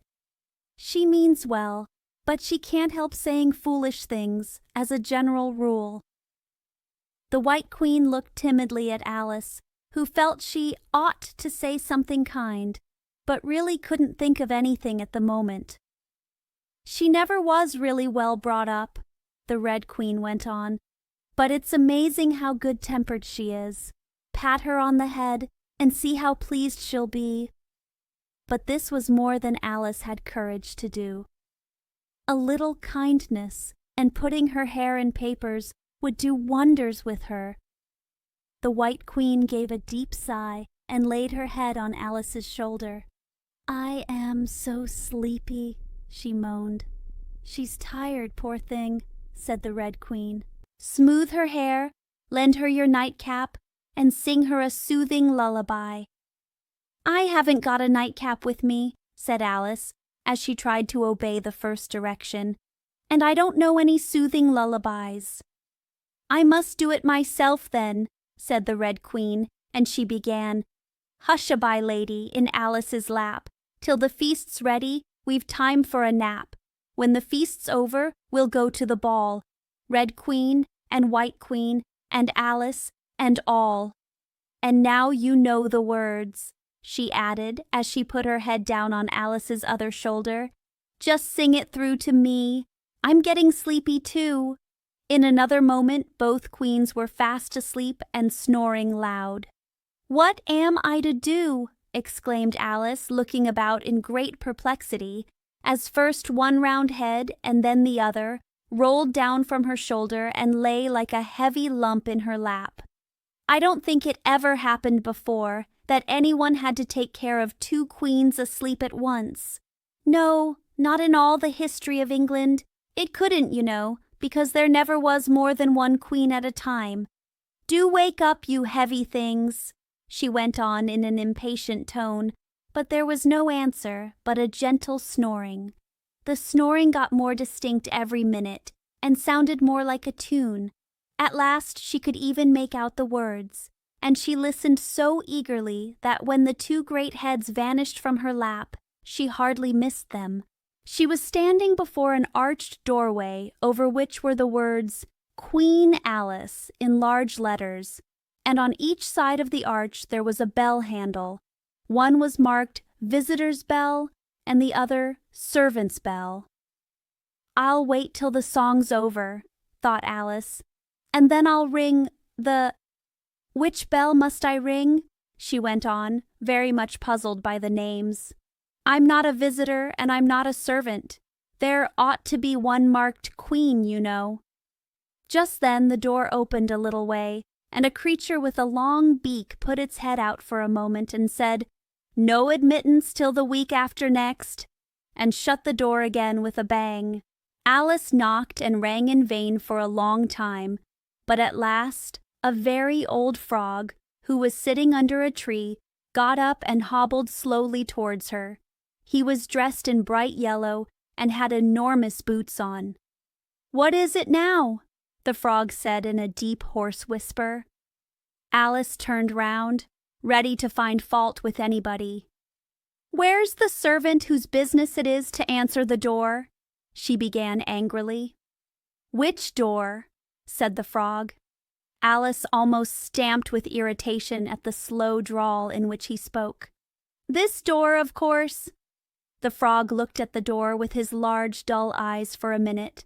Then he went nearer and rubbed it with his thumb, as if he were trying whether the paint would come off. Then he looked at Alice. "To answer the door?" he said. "What's it been asking of?" He was so hoarse that Alice could scarcely hear him. "I don't know what you mean," she said. "I talks English, doesn't I?" The frog went on. "Or are you deaf? What did it ask you?" "Nothing," Alice said impatiently. "I've been knocking at it." "Shouldn't do that, shouldn't do that," the frog muttered. "Vexes it, you know." Then he went up and gave the door a kick with one of his great feet. "You let it alone," he panted out as he hobbled back to his tree. "And it'll let you alone, you know." At this moment the door was flung open, and a shrill voice was heard singing. To the looking-glass world it was Alice that said, "I've a scepter in hand, I've a crown on my head. Let the looking-glass creatures, whatever they be, come and dine with the Red Queen, the White Queen, and me." And hundreds of voices joined in the chorus. "Then fill up the glasses as quick as you can, and sprinkle the table with buttons and bran. Put cats in the coffee and mice in the tea, and welcome Queen Alice with 30 times 3.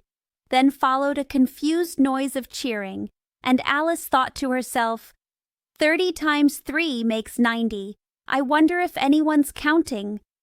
In a minute there was silence again, and the same shrill voice sang another verse. "O looking-glass creatures," quoth Alice, "draw near. 'Tis an honor to see me, a favor to hear. 'Tis a privilege high to have dinner and tea along with the Red Queen, the White Queen, and me." Then came the chorus again.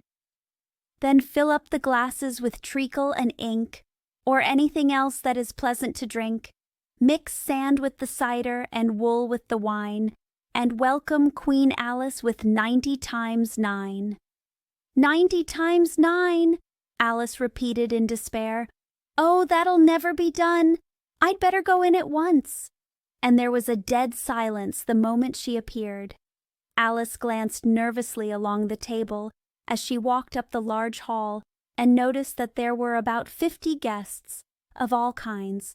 Some were animals, some birds, and there were even a few flowers among them. "I'm glad they've come without waiting to be asked," she thought. "I should never have known who were the right people to invite." There were 3 chairs at the head of the table. The Red and White Queens had already taken 2 of them, but the middle one was empty. Alice sat down in it, rather uncomfortable in the silence and longing for someone to speak. At last, the Red Queen began. "You've missed the soup and fish," she said. "Put on the joint."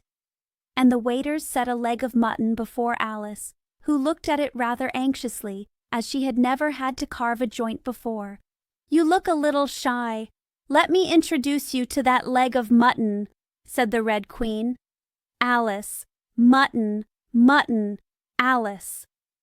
The leg of mutton got up in the dish and made a little bow to Alice, and Alice returned the bow, not knowing whether to be frightened or amused.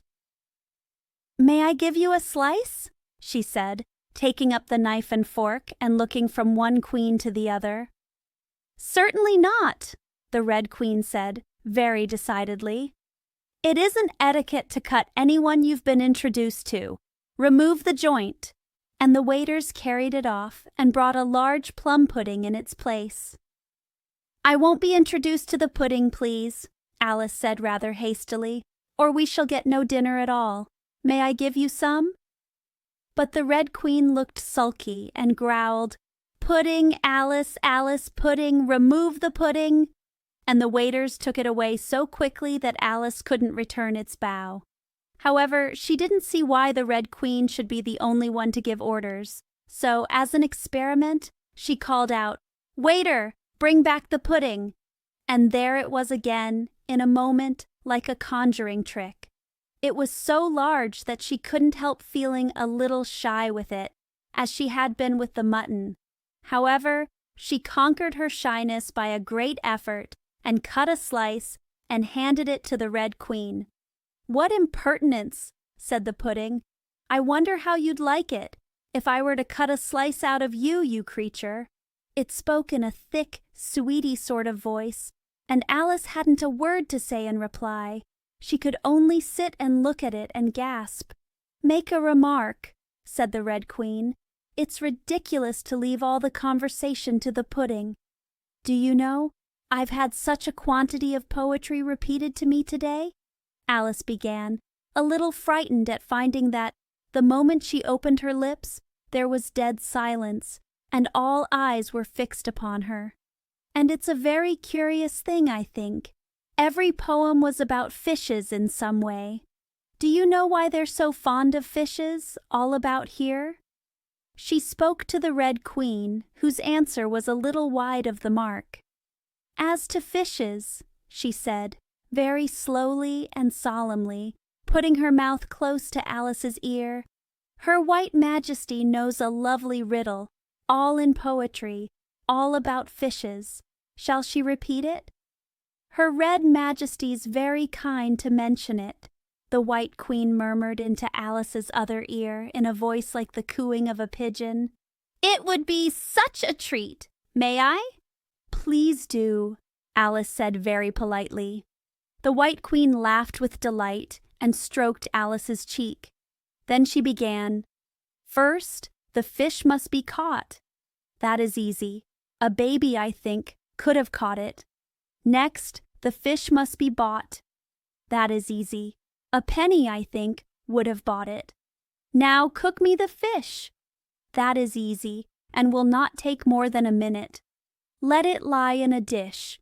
That is easy, because it already is in it. Bring it here, let me sup.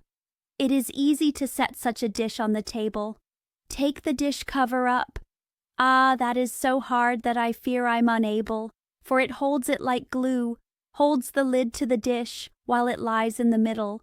Which is easiest to do, undish cover the fish or dish cover the riddle? Take a minute to think about it, and then guess, said the Red Queen. Meanwhile, we'll drink your health, Queen Alice's health, she screamed at the top of her voice, and all the guests began drinking it directly, and very queerly they managed it. Some of them put their glasses upon their heads like extinguishers, and drank all that trickled down their faces. Others upset the decanters, and drank the wine as it ran off the edges of the table, and 3 of them, who looked like kangaroos, scrambled into the dish of roast mutton and began eagerly lapping up the gravy. Just like pigs in a trough, thought Alice. You ought to return thanks in a neat speech, the Red Queen said, frowning at Alice as she spoke. We must support you, you know, the White Queen whispered as Alice got up to do it, very obediently but a little frightened. Thank you very much, she whispered in reply, but I can do quite well without. That wouldn't be at all the thing, the Red Queen said very decidedly, so Alice tried to submit to it with a good grace. And they did push so, she said afterwards, when she was telling her sister the history of the feast. You would have thought they wanted to squeeze me flat. In fact, it was rather difficult for her to keep in her place while she made her speech. The 2 queens pushed her so, one on each side, that they nearly lifted her up into the air. I rise to return thanks, Alice began, and she really did rise as she spoke, several inches, but she got hold of the edge of the table and managed to pull herself down again.